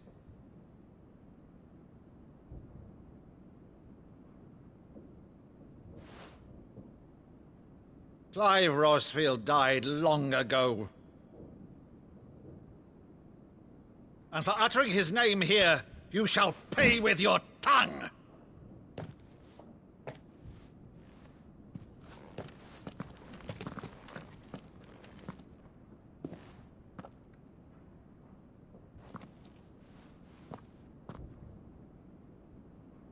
You would mock me as well?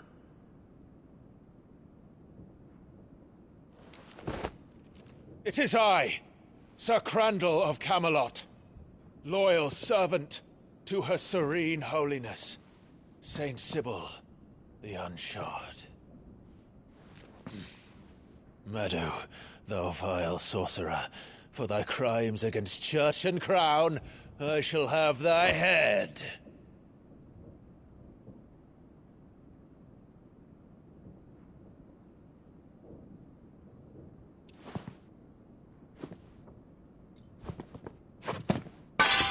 Curse thee, infectious flax wench. Even in death must thou plague me still? Very well. I shall open the gates of hell, that thou might see thy charge once more.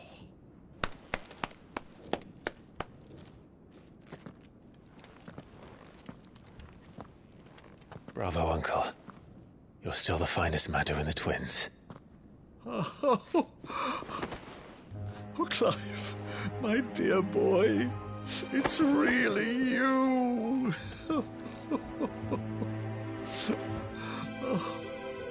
You always were fond of that scene from The Saint of the Sanctuary. Never did let me play Sir Crandall.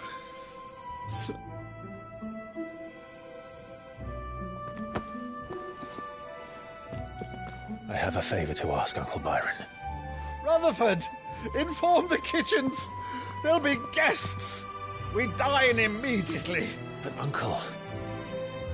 You can't very well regale me with the tale of your miraculous preservation on an empty stomach.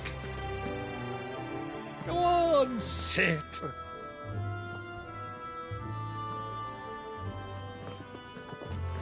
See that you use the good plates, Rutherford.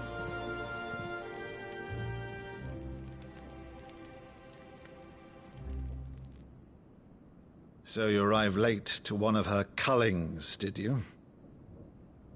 Since becoming Vicereine, Annabella has been a constant thorn in Rosaria's side, but these atrocities are a new low. Something has changed. Quite what, I don't know, but the woman we knew is gone, and a monster sits in her place. A monster?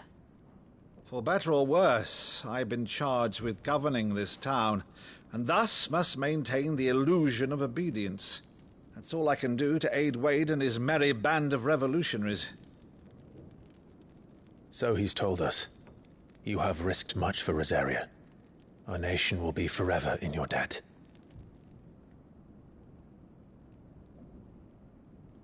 It has been 20 years, Clive. The nation your father and your forefathers fought to defend is no more. Perhaps it would be otherwise had I the courage of my brother.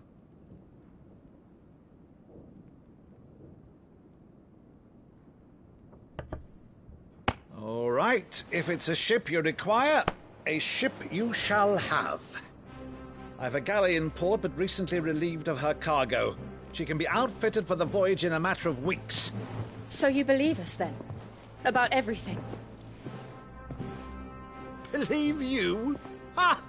Only a fool would believe even half of the things you claim. But until tonight, only a fool would have believed my nephew still lived. And besides, I have it on good authority that Clive is telling the truth. Whose authority? Your own, of course. You've always been a terrible liar. Is that true? It's not untrue. Let's say no more about it, eh? It wouldn't do to linger on my nephew's greatest failing.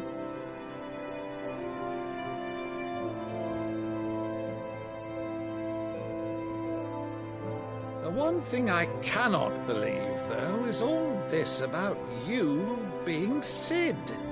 You were always such a good boy, but now you're quite the outlaw.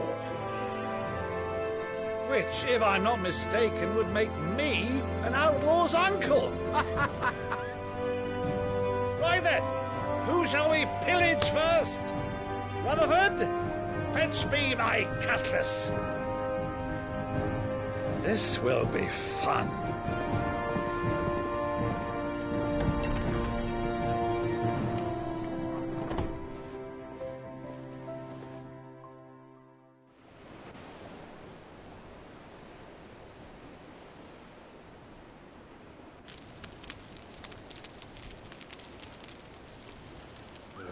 Over there.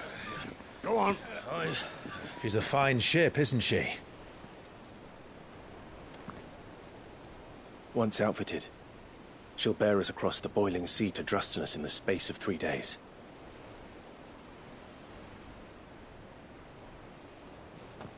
Something on your mind?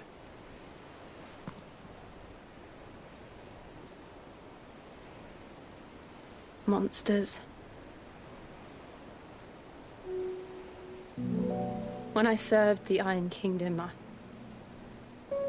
I did so because I saw no other choice.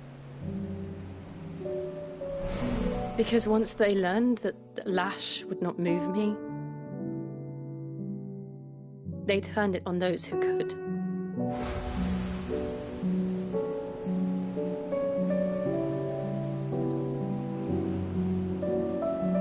And so I became their puppet. I let them pull my strings, telling myself it was not my hand that swung the sword, but another's. I removed myself from the truth so I wouldn't feel the pain it caused.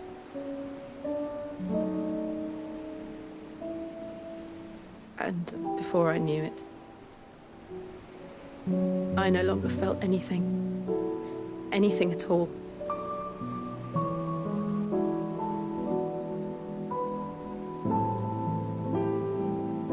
I had become a monster. Jill.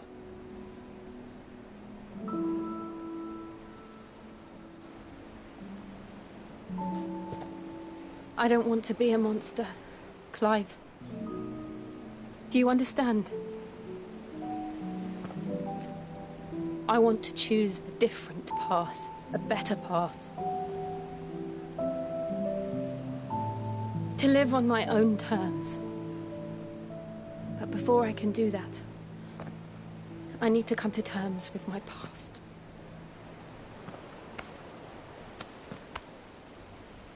And when you do, I'll be standing there with you, just as you stood with me.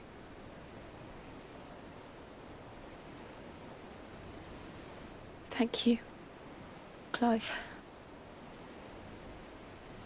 I must atone for my sins. Only then, when it's done, will the monster cease to be.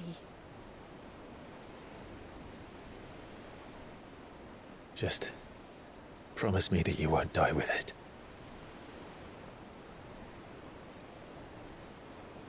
Now, let's get some sleep. The journey back to Benamir is long, and there is much to tell the others.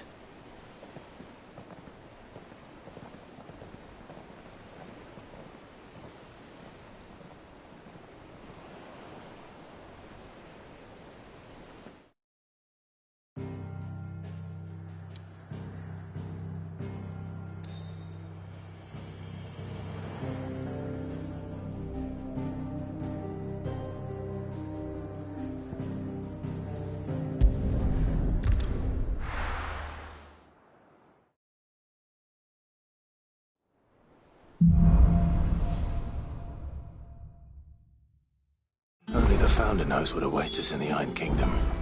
But Vivian could probably make an educated guess.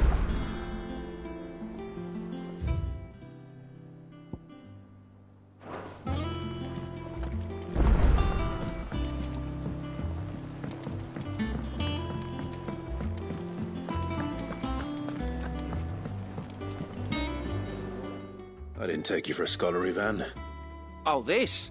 Well, it's Valisthea, a culinary pilgrimage.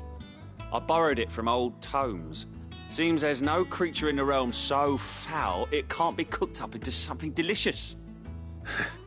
Think I'll stick to the unfoul ones, thanks. Oh, where's your sense of adventure, Sid? Honestly, one glance at these recipes, and even you would trade in your sword for a butcher's cleaver. From spit roasts to sweetmeats, this book has them all. What I wouldn't give to bring these recipes to life. If it's my blessing you're hoping for, then by all means. Well, I'm no hunter, Sid. The first tunnel worm I came across would be the death of me. But you're made of sterner stuff. Would you help me resurrect one of these recipes? Something tells me you won't be taking no for an answer. Fine, I'll help. Fantastic! Thank you. So, dare I ask what's on the menu? Chance's Stew. It was once a favourite among the gourmands of Oriflamme, if the author is to be believed. Though Molly's never heard of it. The only problem is that while the recipe is extremely detailed in most respects, it's infuriatingly cryptic as to the main ingredient. A beast, no doubt. Most likely something that would make easy work of a simple cook with more broth than brawn, but unwanted violets. I've no idea what they might be. Does the book say anything else? Well, only that the sweetest violets sprout atop the bed of roses. Roses. Rosaria, perhaps? One of the butchers in Martha's Rest might know something. I'll ask next time I'm there.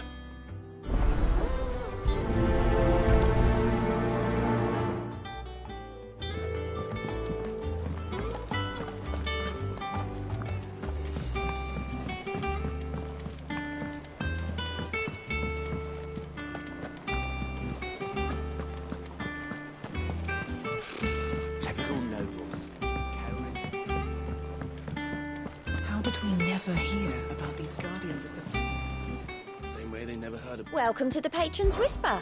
Is everything we've received and everything promised? Best of luck out there, Sid.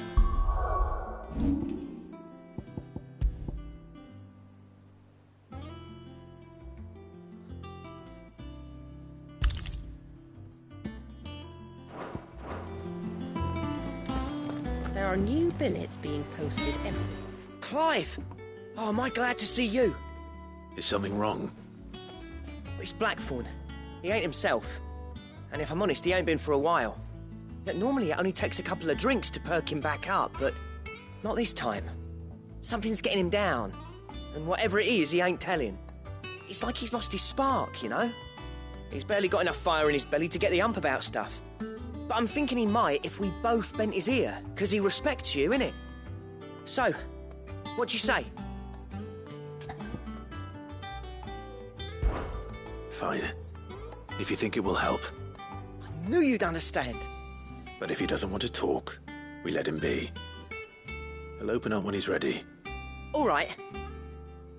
Now, he'll only smell a rat if we both turn up at once. So, I'll go first, and you can meet us at the forge. Wait a bit, then head over when you're ready.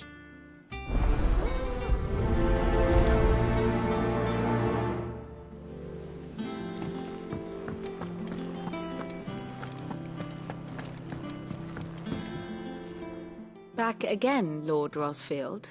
I'm touched that you should find me such good company. It is not your company, but your counsel that I seek on this occasion. Ever the charmer. What will it be today, then? The Iron Kingdom. I need to know what to expect. You'll soon be setting sail for Drake's Breath, then, I take it. The mother crystal that rises from the boiling sea. There was a time when a true-blooded Rosarian had only to brave the waves to visit it.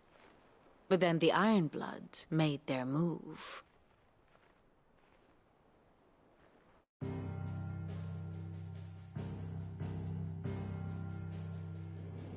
As you know, the Iron Kingdom rules over the islands to the west of Storm. Or rather, its church does. But this is not the pragmatic approach to state religion employed by the Holy Empire to manipulate the masses. No, the Iron Kingdom is the literal embodiment of the crystalline orthodoxy. And so, if one is to understand it, one must start there. As the name implies, the orthodoxy holds the Mother Crystals sacred, and they do not take kindly to heathens plundering the objects of their worship for the means to fill washtubs and light lamps with frivolous feats of magic. Indeed, the faithful consider ether a sinful thing, a poison no less. And to them, a dominant is an instrument of evil, albeit one they have proven only too happy to turn against their enemies. Some 80 years ago in Northern Storm, Drake's eye collapsed.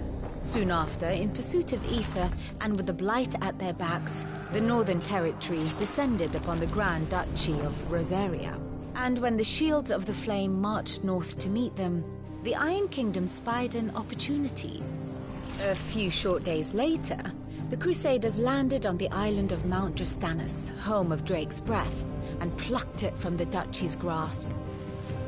Rosaria tried to reclaim it, of course, but to no avail. I doubt more than a handful of Duchy men have set foot on its shores in your lifetime. Nor are they like to again, under the Empire's stewardship, meaning the Iron Blood will keep their island, and with it, the foothold they need to march on mainland soil when next they spy an opportunity.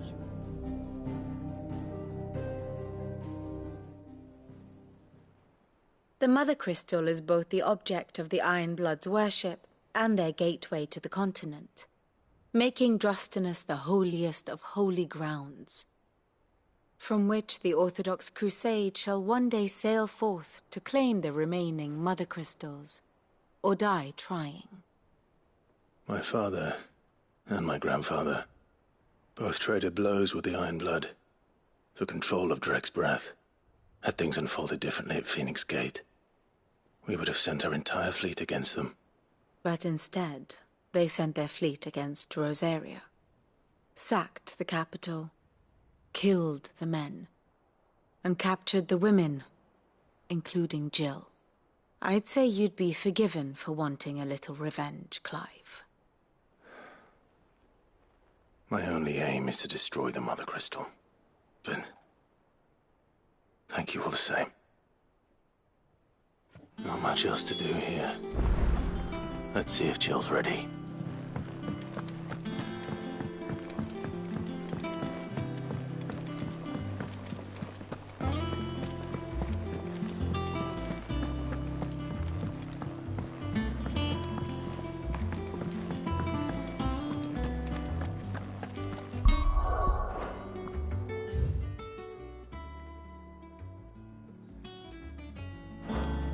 That monster's taken quite a liking to Lady Karen.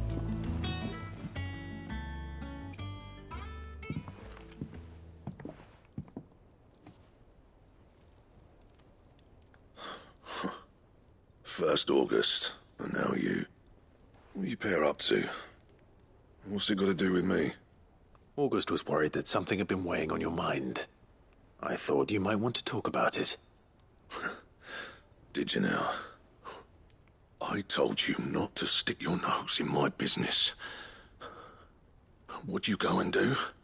Clive just wants to help, innit? What's so bad about that? Talk to him. You never know, you might feel better for getting it all out in the open. Please, mate.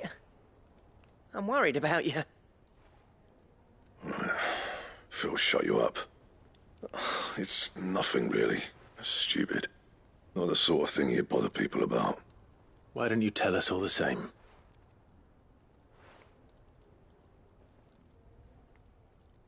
Karen and I have an arrangement. I keep an eye on Goots, and she shows me what the competition's up to. Interesting arms and armor, things like that. Anyway, the other day, she shows me a cuirass she's come by. Masterpiece of level work. Light, supple, and tougher than it had any right to be. Made my stuff look like every clumsy shit. I should have brought the bastard thing there and then just to study it, but I was too proud. And now every time I reach for my hammer, I'm reminded that I'm not the craftsman I thought I was. There. You happy? You got what you came for. Now piss off. All right. We're going.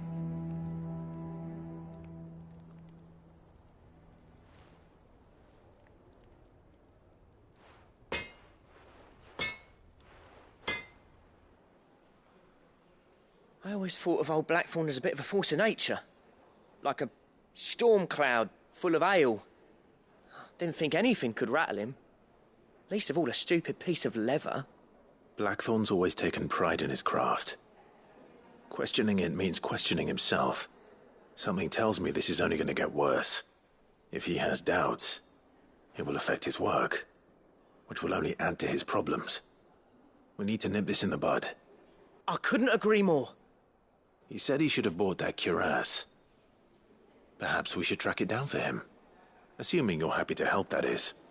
Too bloody right I am. Glad to hear it. First things first, then.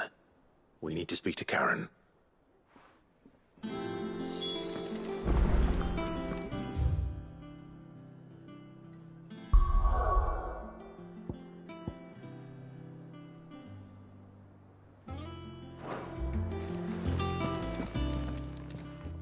Karen, do you have a moment?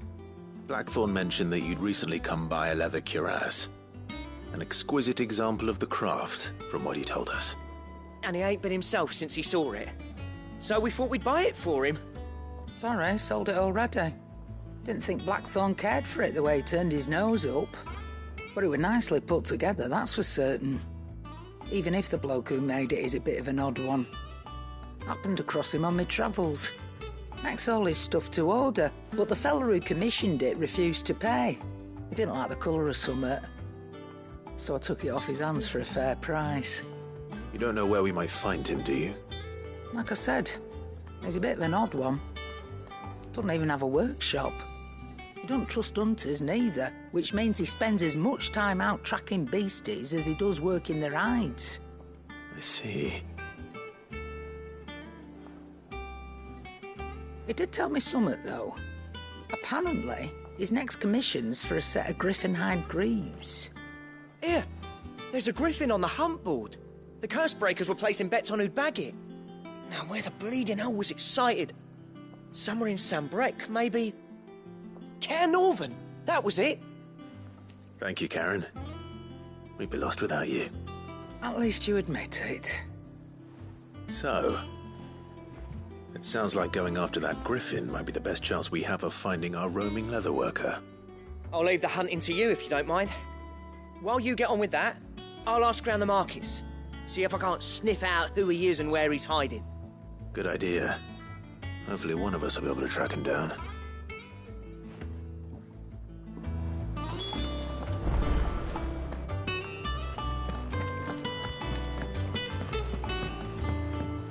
Deadlands wouldn't be half as bad without all the bloody dust.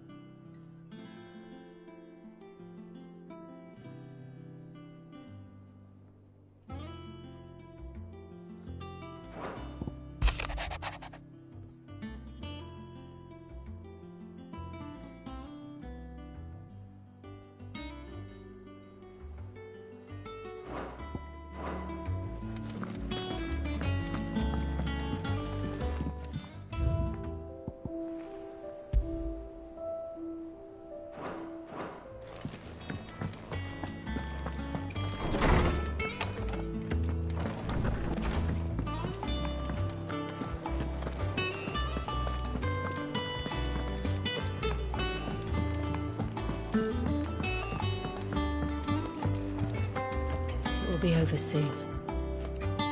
One way or another. You ready?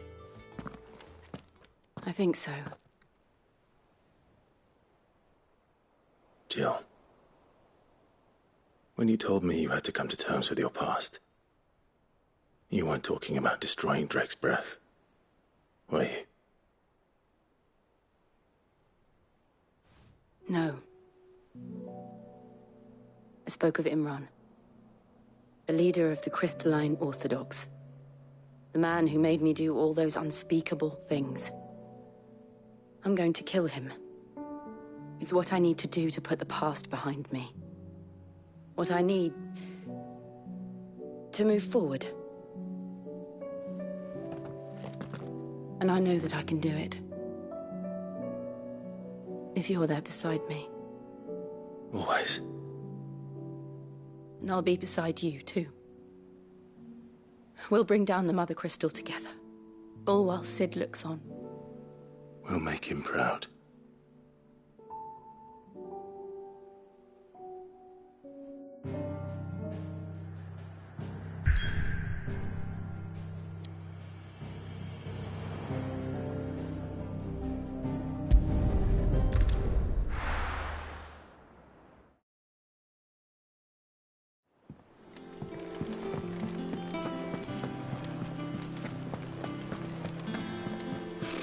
Typical nobles.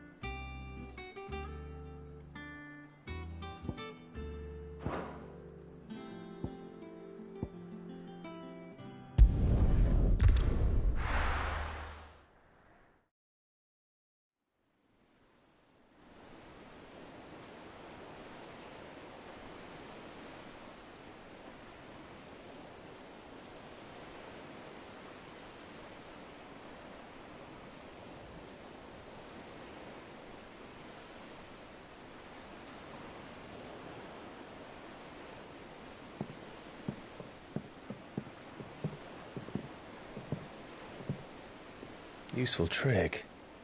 Freezing and thawing the spray to make mist. How did you learn to use your powers like this? The Masters made me do it. When the Crusaders took to the seas, to keep the fleet's movements from prying eyes.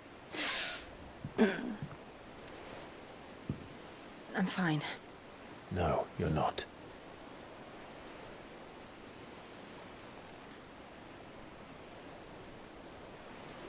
This may be the only chance I get to go back. My only chance to put things right. I have to do this. Whatever the cost. All right.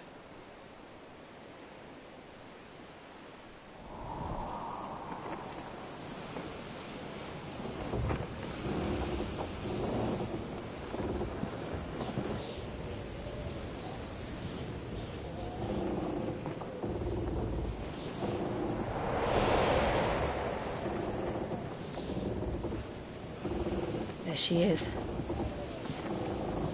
The Iron Kingdom's Mother Crystal.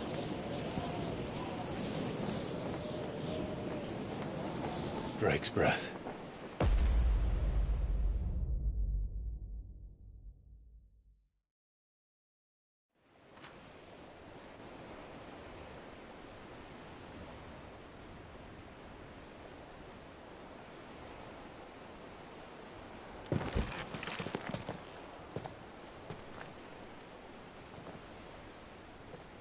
Strong currents, sharp rocks, and ether floods. Let's not forget them.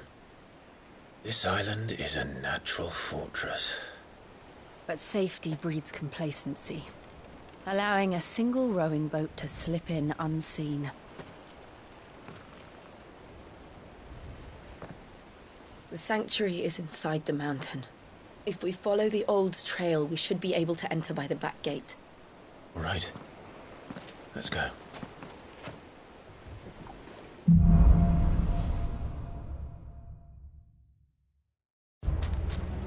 I always imagined when I came here it would be to reclaim it. It used to belong to Rosaria, didn't it? Once, though it's been in the Ironblood's clutches for far too long. As was I. For 13 years, this rock was my home. I know its secrets only too well. This path was abandoned after an ether flood. They don't guard it anymore.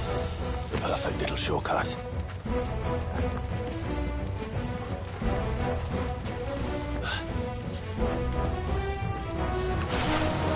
They're all Akashic. The ether flood must have spread. It was never as bad as this before. And the only way past them is through them.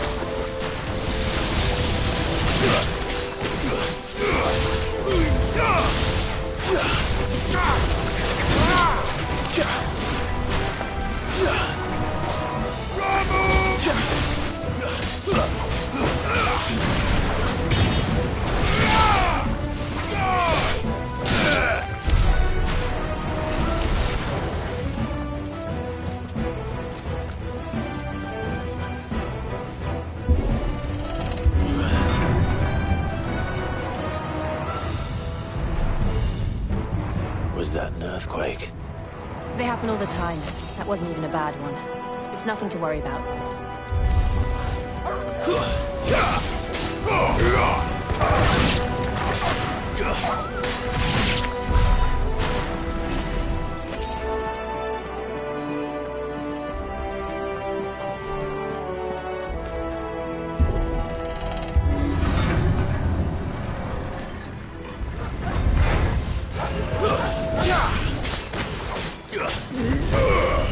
It's over.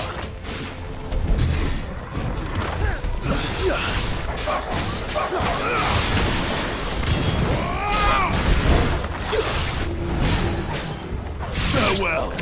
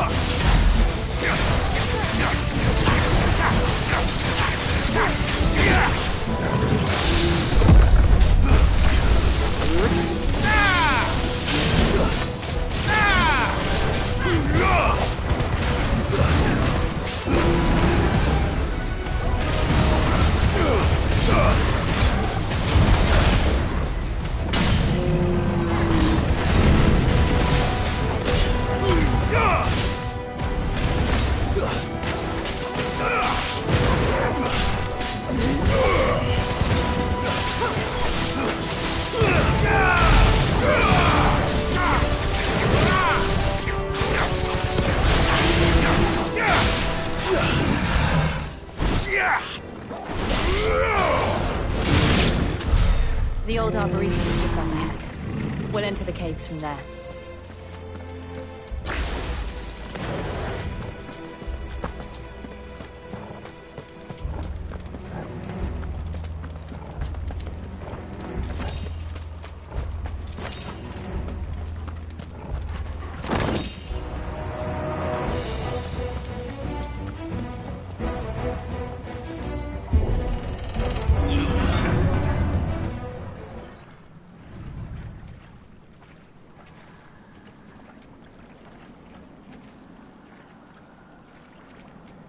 Look at this place.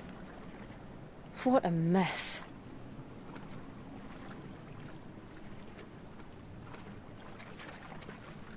Wait.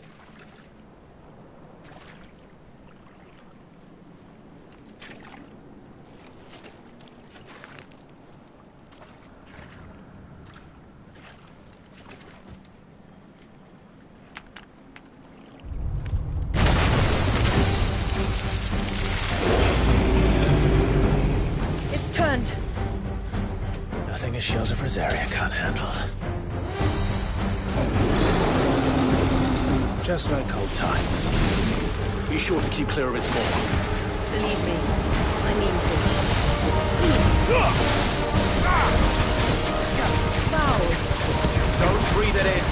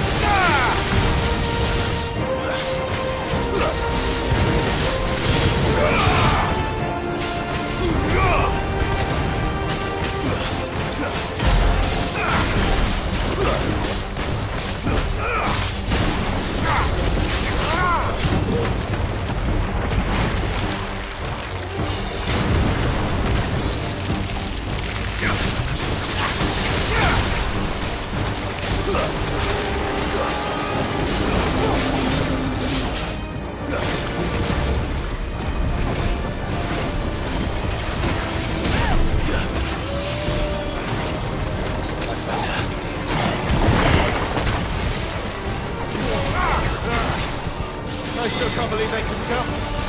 Don't these things have roots?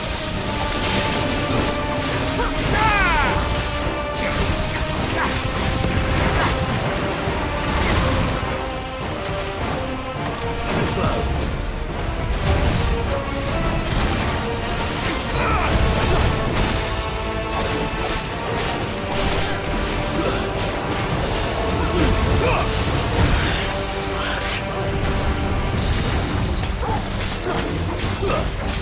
Nice try.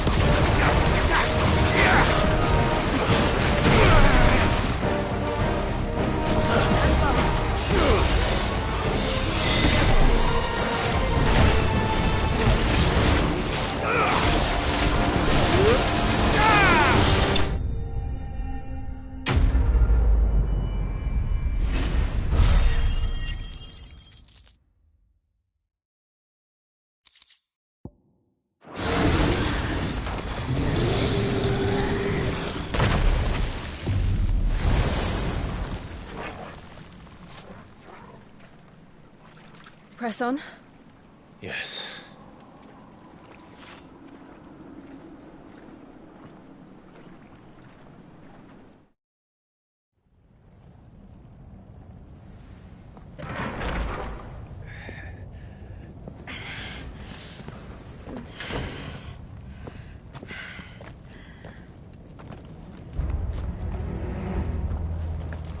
It's like a furnace in here.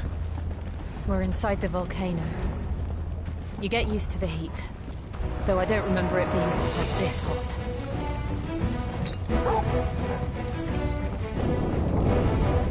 Was that one cause for concern? It was. And they're getting bigger. Something's wrong.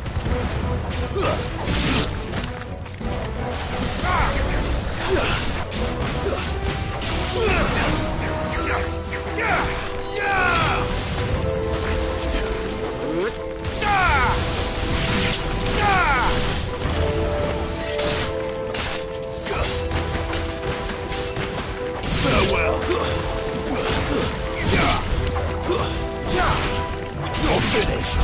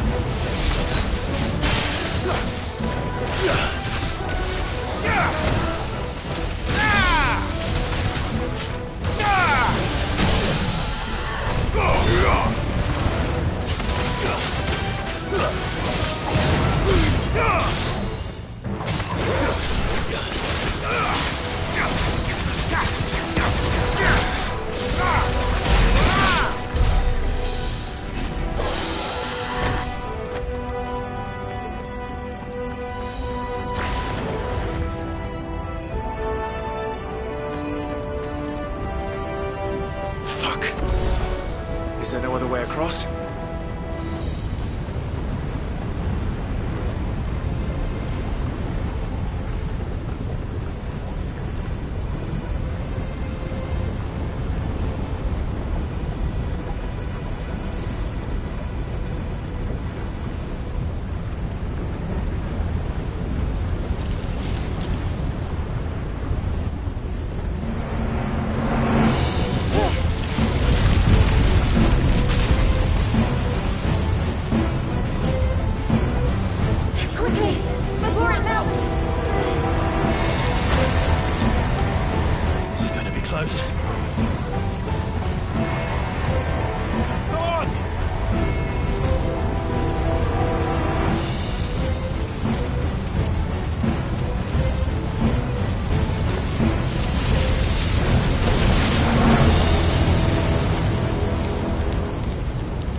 Let's not do that again. No. Let's not.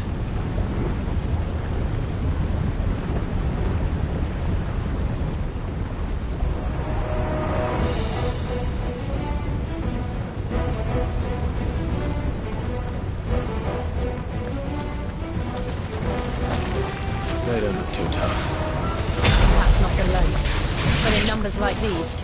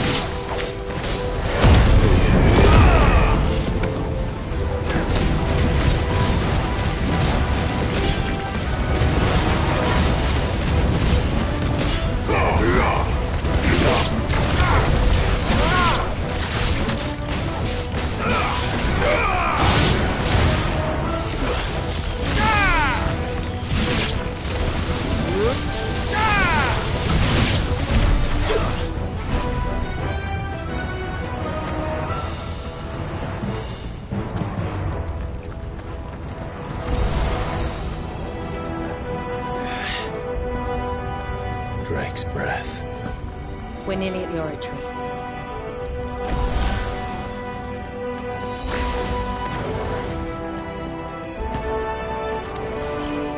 What the hell is that? I have absolutely no idea. Well, whatever it is, I don't think it's friendly.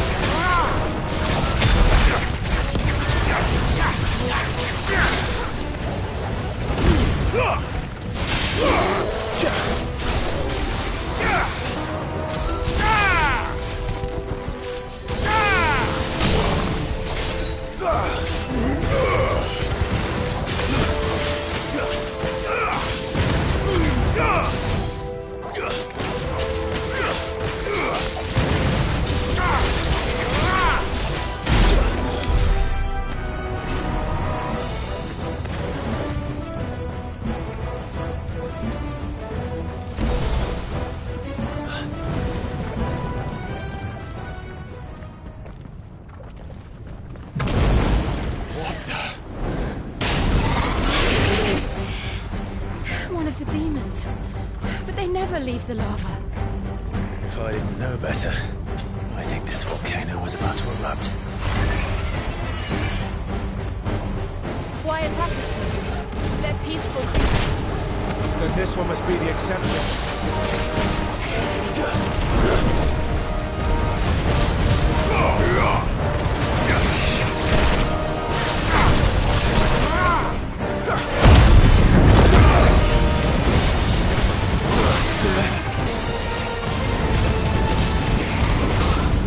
Too slow.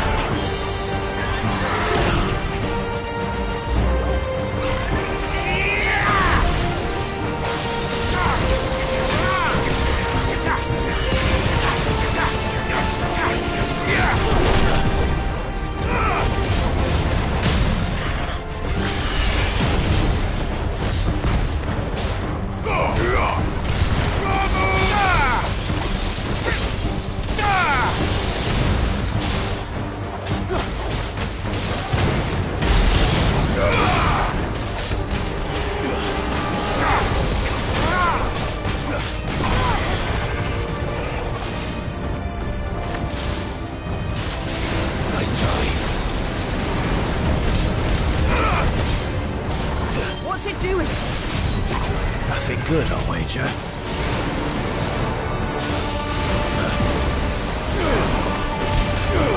Too slow.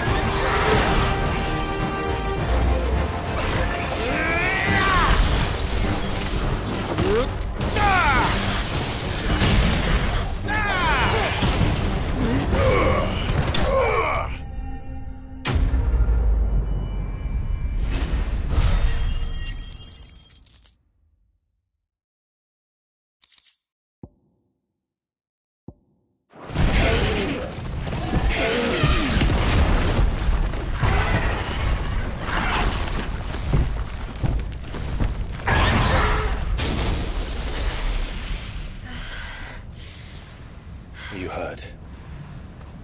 Just hot.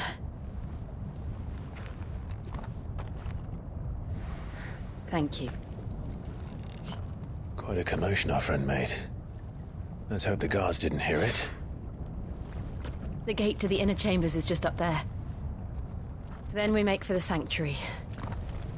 I need to finish this. Before the heat finishes me.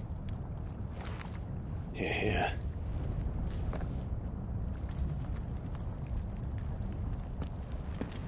We'll enter the Comric by the Handmaiden's living quarters. It was always a hive of activity. Sounds like we'll have a hard time staying out of sight. We won't have to. There's someone there I should very much like to see.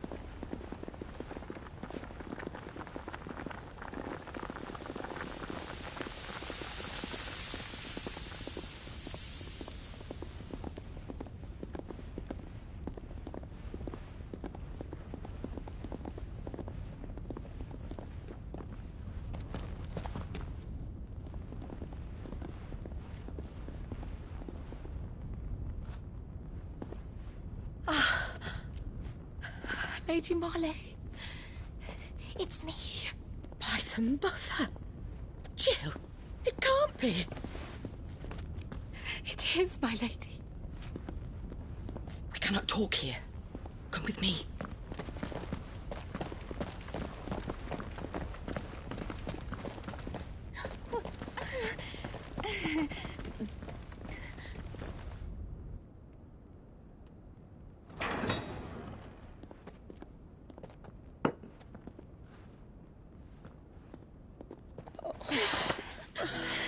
I'm so glad you're safe.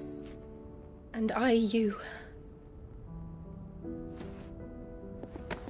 Why ever would you risk coming back?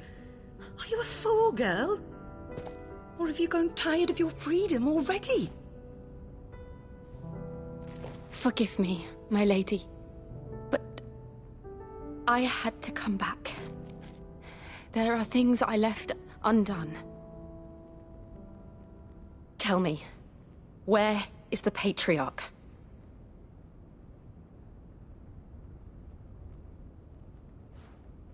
At this hour, he'll be in the Comric, giving thanks.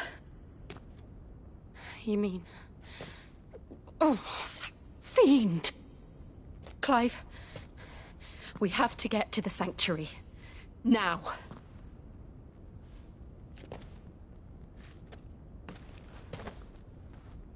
Lady Marley, you must flee this place, gather your things and go. Now listen here, Jill. We have company.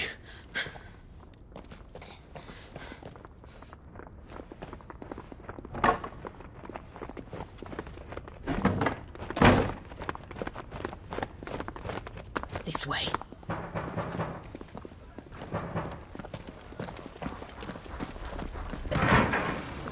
Follow this passage. It leads straight to the Comric. Go on, stop dawdling. Thank you. You were always so kind to me. My light in the darkness. Take care, my lady, please. You deserve better than this. A long and happy life, promise me.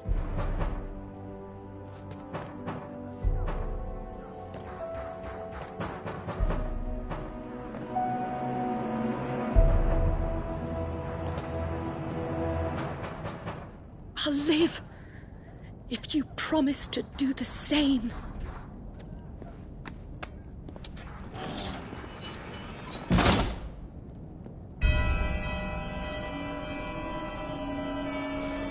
Come on, Clive. We're nearly at the Comric. All right.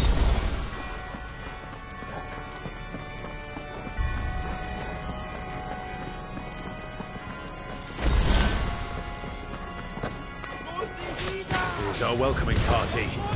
I've had enough of their hospitality.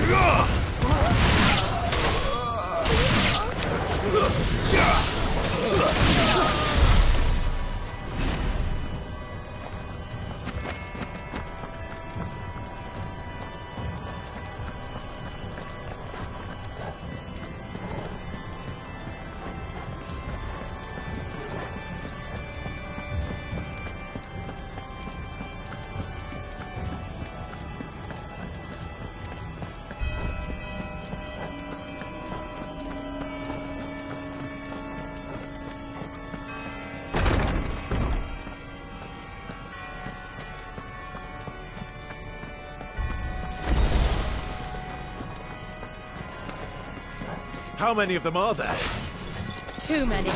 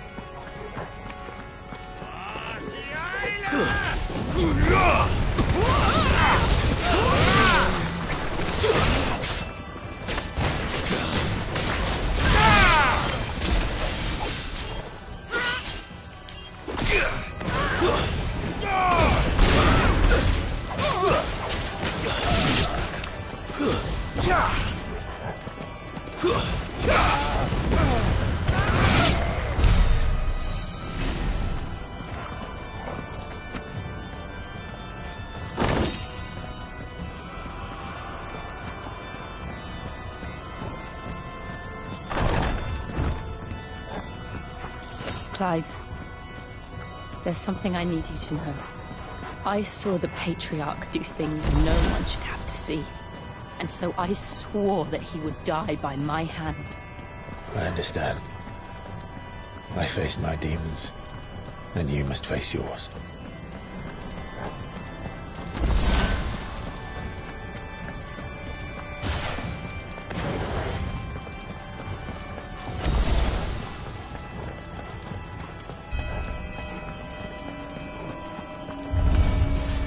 We're nearly there.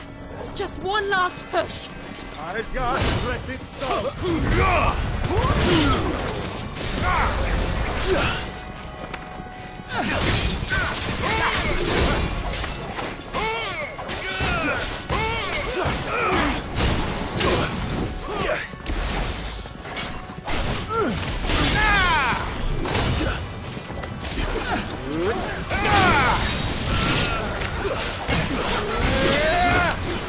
Let's try.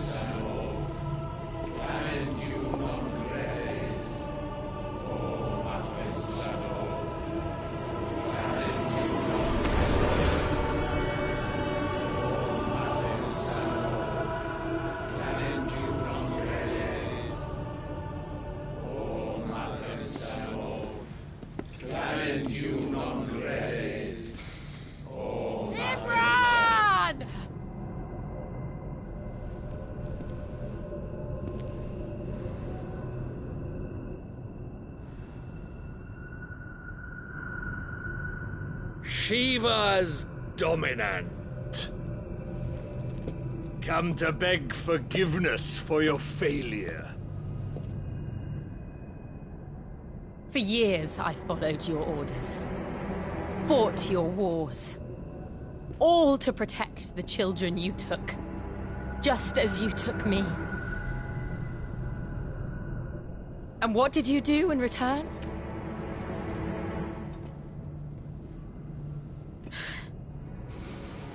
You put them in chains and you slit their throats!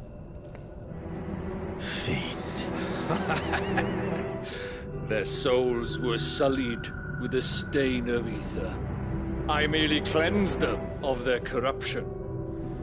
A penance paid, just as the Holy Mother wills it! Repent, abomination!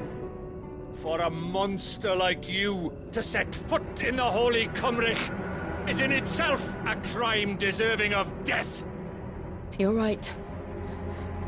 I am a monster. And my soul is stained black. Though not by ether. But by the evil of men like you, who made me close my heart and drown in darkness when I should have raged against it. This is my penance. I will be your monster no more. Nor will I suffer you to create another.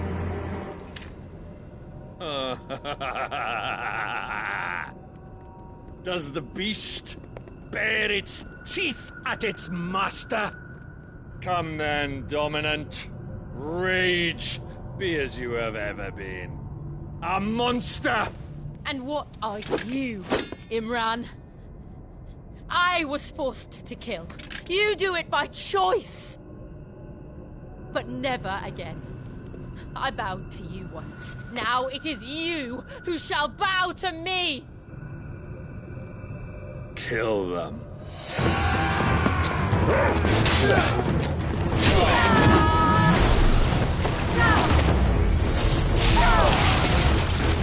Now!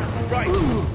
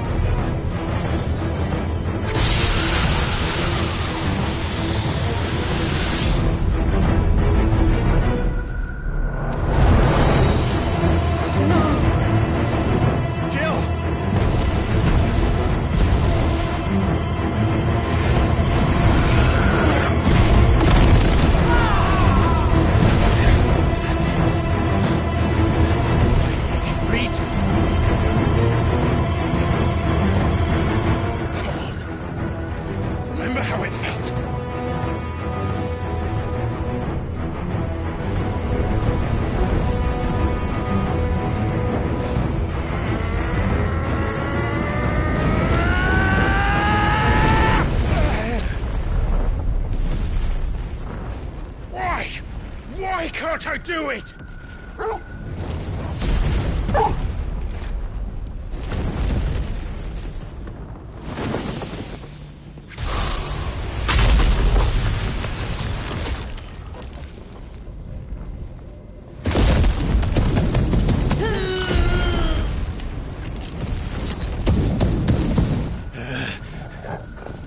Please, just once.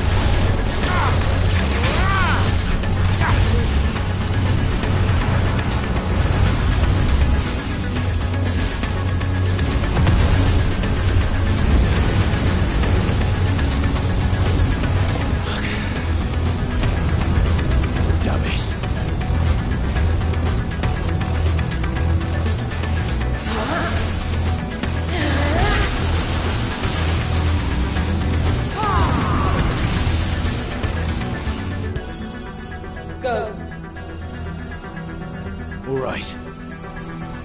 I won't take long. Too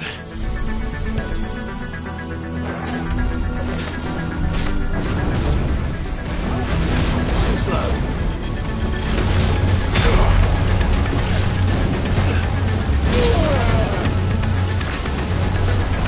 There's a good boy.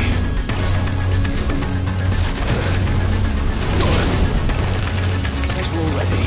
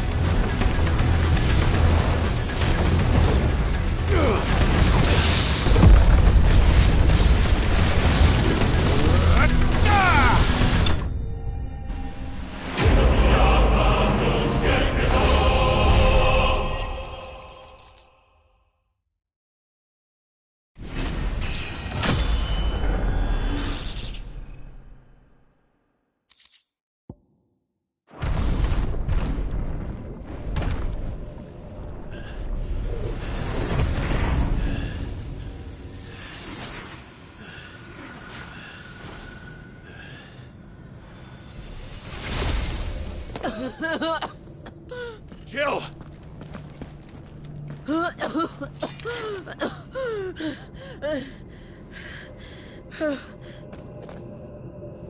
I'm going to finish this, Clive.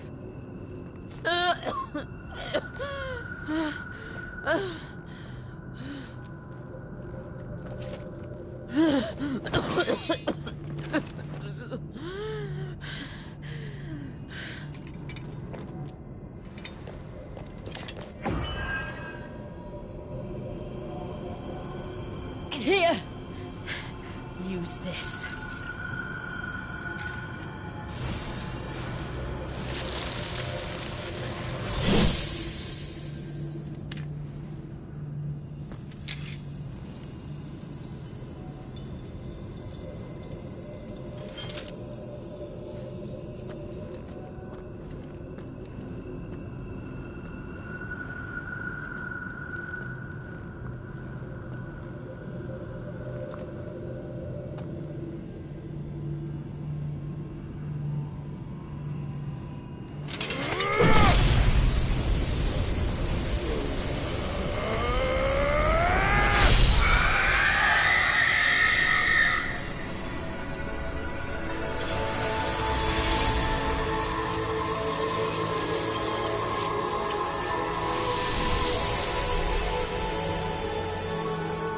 Watching, Sid.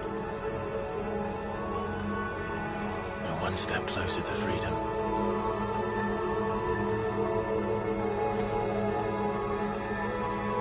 The crystal. What did you do to it? Oh, we destroyed it.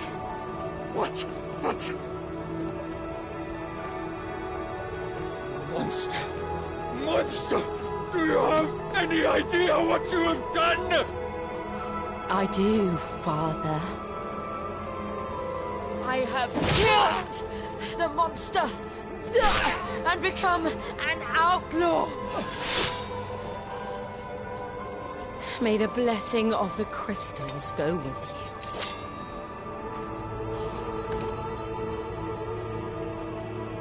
you. It's over. It is. And Shiva exacted her price. She did. Again, the burden fell to you. And I bore it willingly. This was a sin for which I had to atone. Now I can continue at your side with my head held high.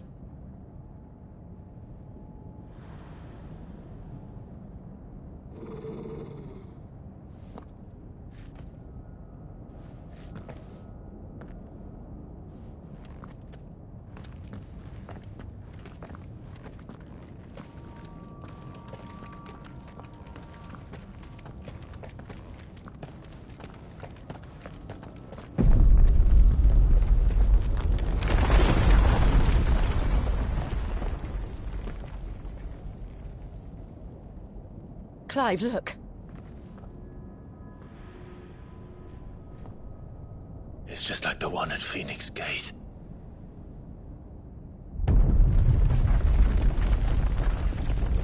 Damn it. We need to leave. Agreed.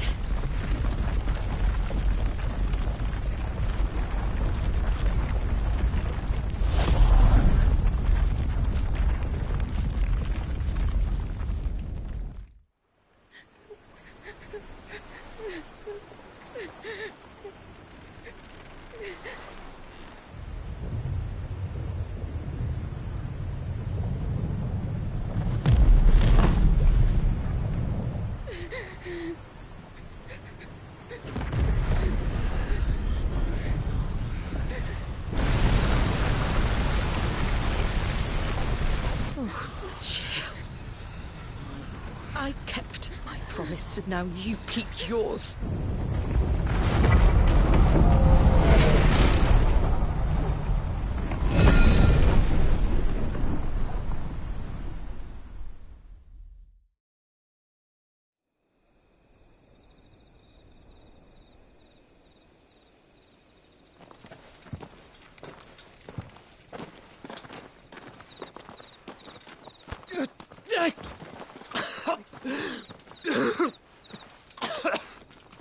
This way, Your Grace.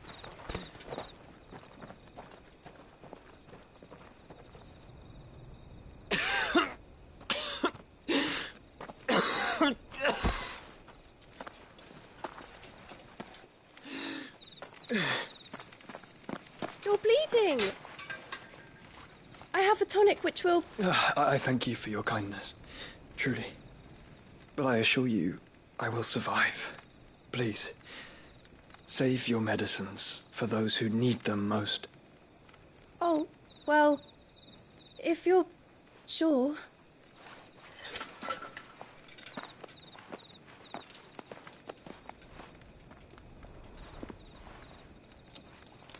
For a moment there, I felt my brother's presence. You did? I fear he is in Ultima's thoughts again. But why now, after 5 years of silence? I cannot keep him sealed away much longer. Your Grace.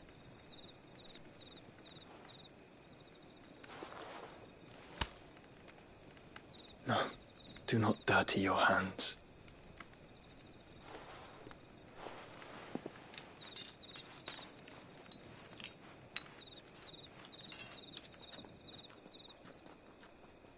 Look at them all.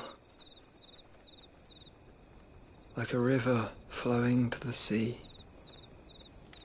Or moths to a flame, perhaps.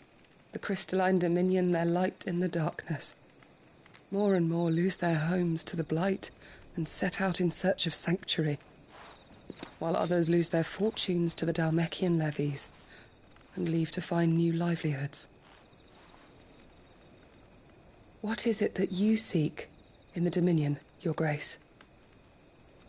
Oh, Dion Lesage. You mean the Crown Prince of Sanbrec? He has many titles. Dion the Bold, Prince of Dragoons, Odin's Nemesis, or simply Bahamut. I met him once, when we were children. He was a chivalrous soul even then, and has served his empire indefatigably ever since. And you are confident that he will listen to what you have to say? Our world lurches ever closer to the abyss, and a hidden hand ushers us onward. Ultima's influence extends to every nation, Sanbrec included. If His Highness is the man I believe him to be, and I pray that he is, this truth will not have escaped his notice.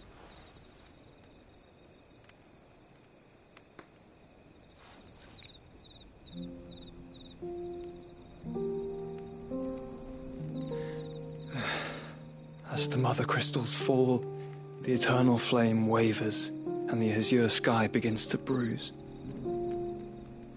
How lucky we were to be blessed by the crystals, and yet how spoiled.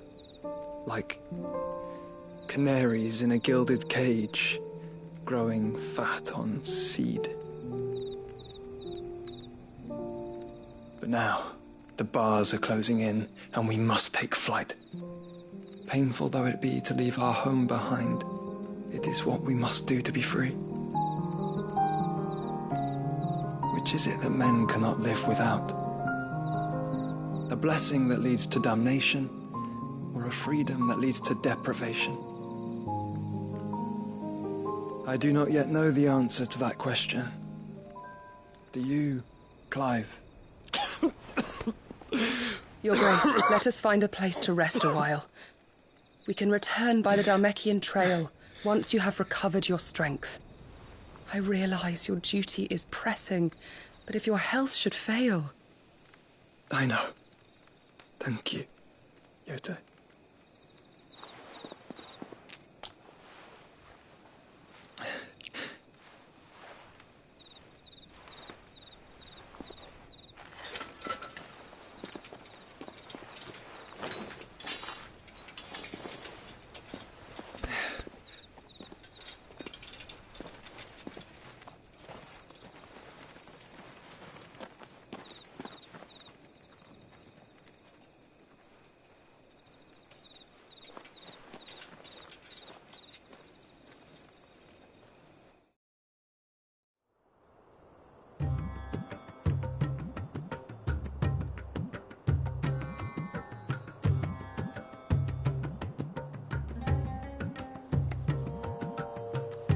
army's attempt to breach the Empire's defenses and gain the Isles of Ark has failed yet again. Only because your fleet has proved as impotent as a eunuch on laying night.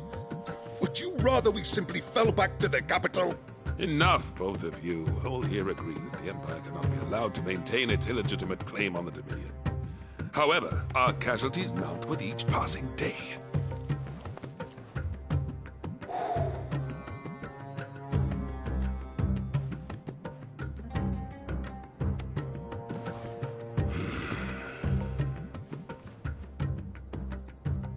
There is a literal sea twixt you and your prize. The armies of Sambrek need but sit back and watch as you harmlessly lap against their walls.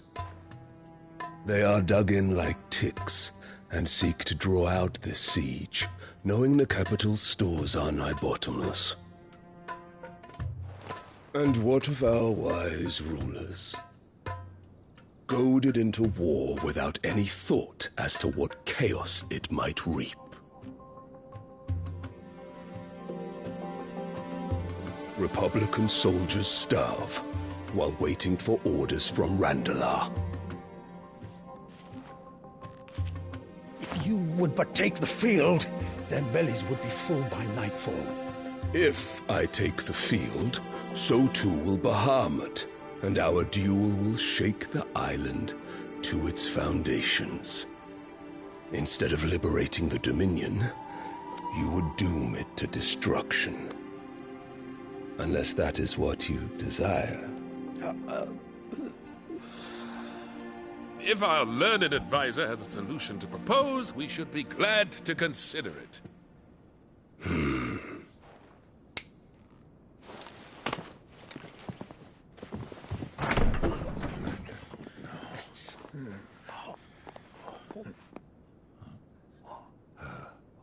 Is that the Emperor's?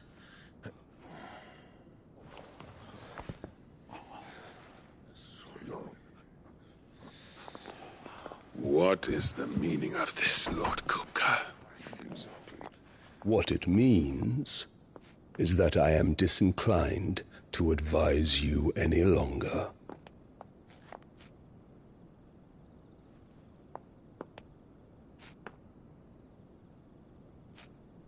Ah, the looks on their faces when you walked through those doors. A perfect picture of stupefaction. They could not believe their eyes. Though I confess, I had my own doubts whether or not you would accept my invitation.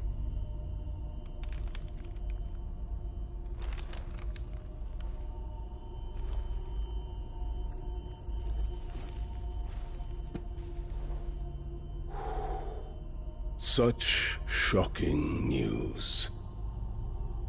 Sid isn't a son of a whore. He's the son of an empress. Your own dear Clive. Absurd. Who fed you these lies? I have never spent a moment among criminals, save at the gallows. I came here with my son, not to entertain your baseless accusations, but to put an end to the senseless hostilities between our nations. Very well. You need only agree to the terms I set out. Sid took the life of someone dear to me, a woman by the name of Benedicta. I swore to take his in turn. This would not be disagreeable to you, I take it. You would finally be rid of the stain on your noble name. In return, I will leave Sanbrek in your capable hands. Your Imperial Majesty.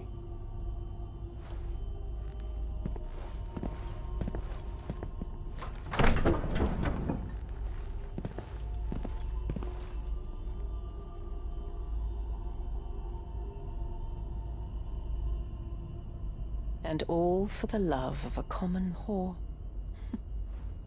Dominant or no, one cannot hide one's breeding. And beasts will ever belong with beasts.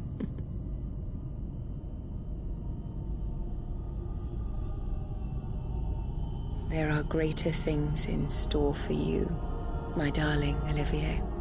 Soon enough, you shall be the crown prince of Sambrec. And when your father goes to meet Great Griga, you shall be emperor of all you survey. The old order shall come tumbling down, and you will rebuild the world in your glorious image. Soon.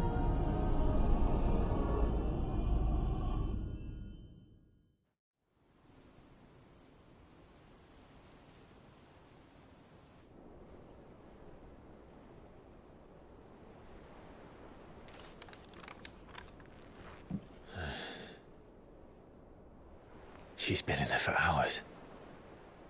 Something must be wrong.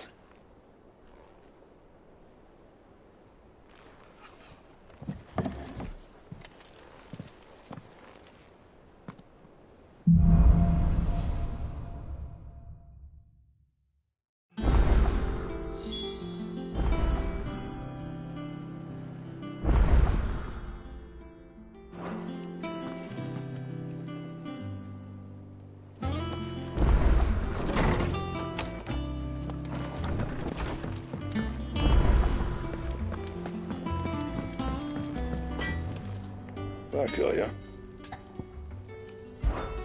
So, what'll it be?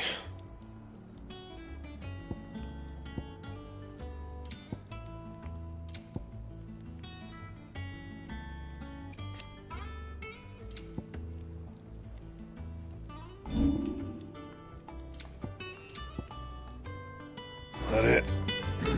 Fine. Well, don't just stand there gawping.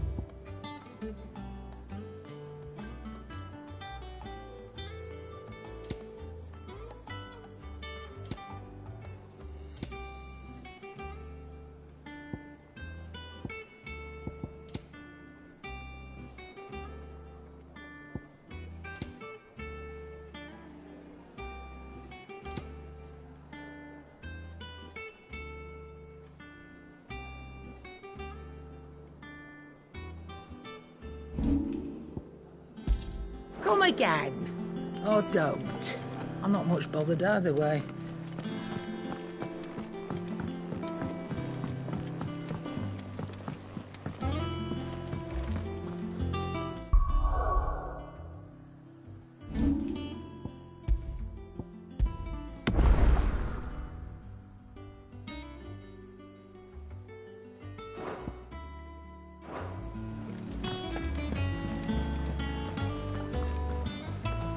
Oh, bother.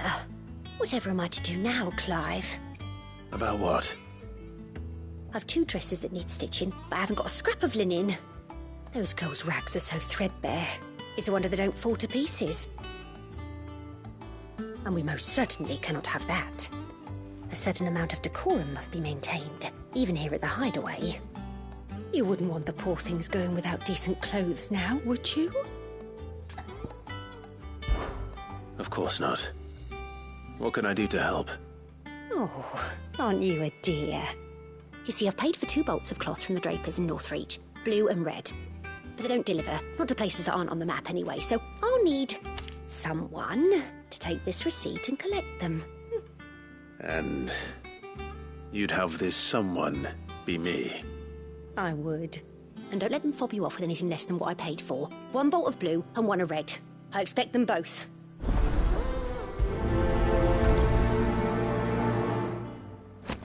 They said they'd give us new clothes.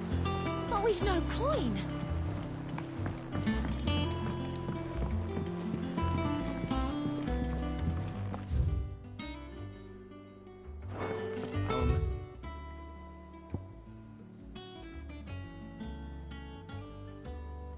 Dalamil mentioned the Kupka's guard haven't been seen there again.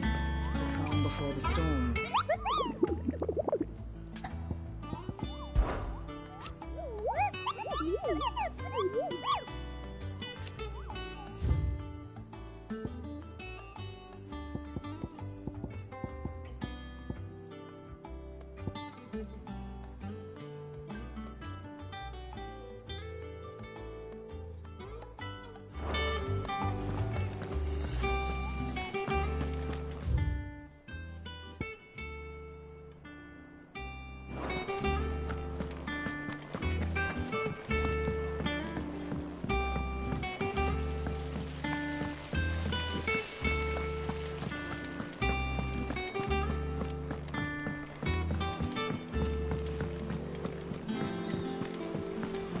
It's about time.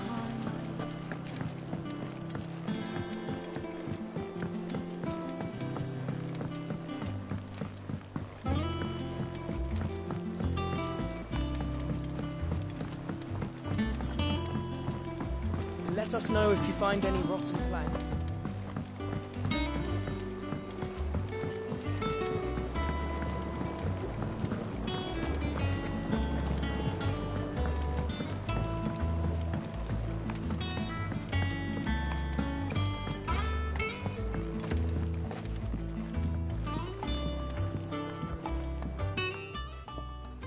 Sid, I know that when we came to the hideaway, we chose to let go of our past in order that we might focus on our future. We did. Nonetheless, I was wondering if... Well, I know you are from Rosaria, and I'm in need of someone with intimate knowledge of those lands. Apparently, the duchy is home to all manner of curative herbs found nowhere else in the realm. Among them is a flower called a morganbeard that increases the potency of lesser medicines. I can't say that I've had much practice healing. My youth was spent in the Bailey. A shame. You see, the hideaway relies heavily upon medicines procured from afar. And when those shipments are late, well, it's our sick who suffer. If we could find this flower and learn to grow it here, we might save many lives. However, as you are well aware, imperial occupation has rendered the roads unsafe for those like me, untrained in the military arts. Now, I'm not asking the busiest man in the hideaway to drop everything and make the journey for me, but if you happen to be in the duchy on other business...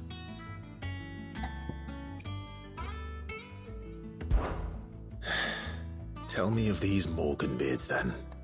But of course. If my old tomes are to be believed, the flowers are bright yellow and as large as goblins' eyes. Oh, and they grow in the marshes of Sorrowise. If I am to propagate them here in the backyard, I will require several samples, preferably of blooms which have already gone to seed. And before I forget, I do seem to recall learning in the course of my research that their odor has the tendency to attract unsavory creatures. Nothing you cannot handle, though, I'm sure.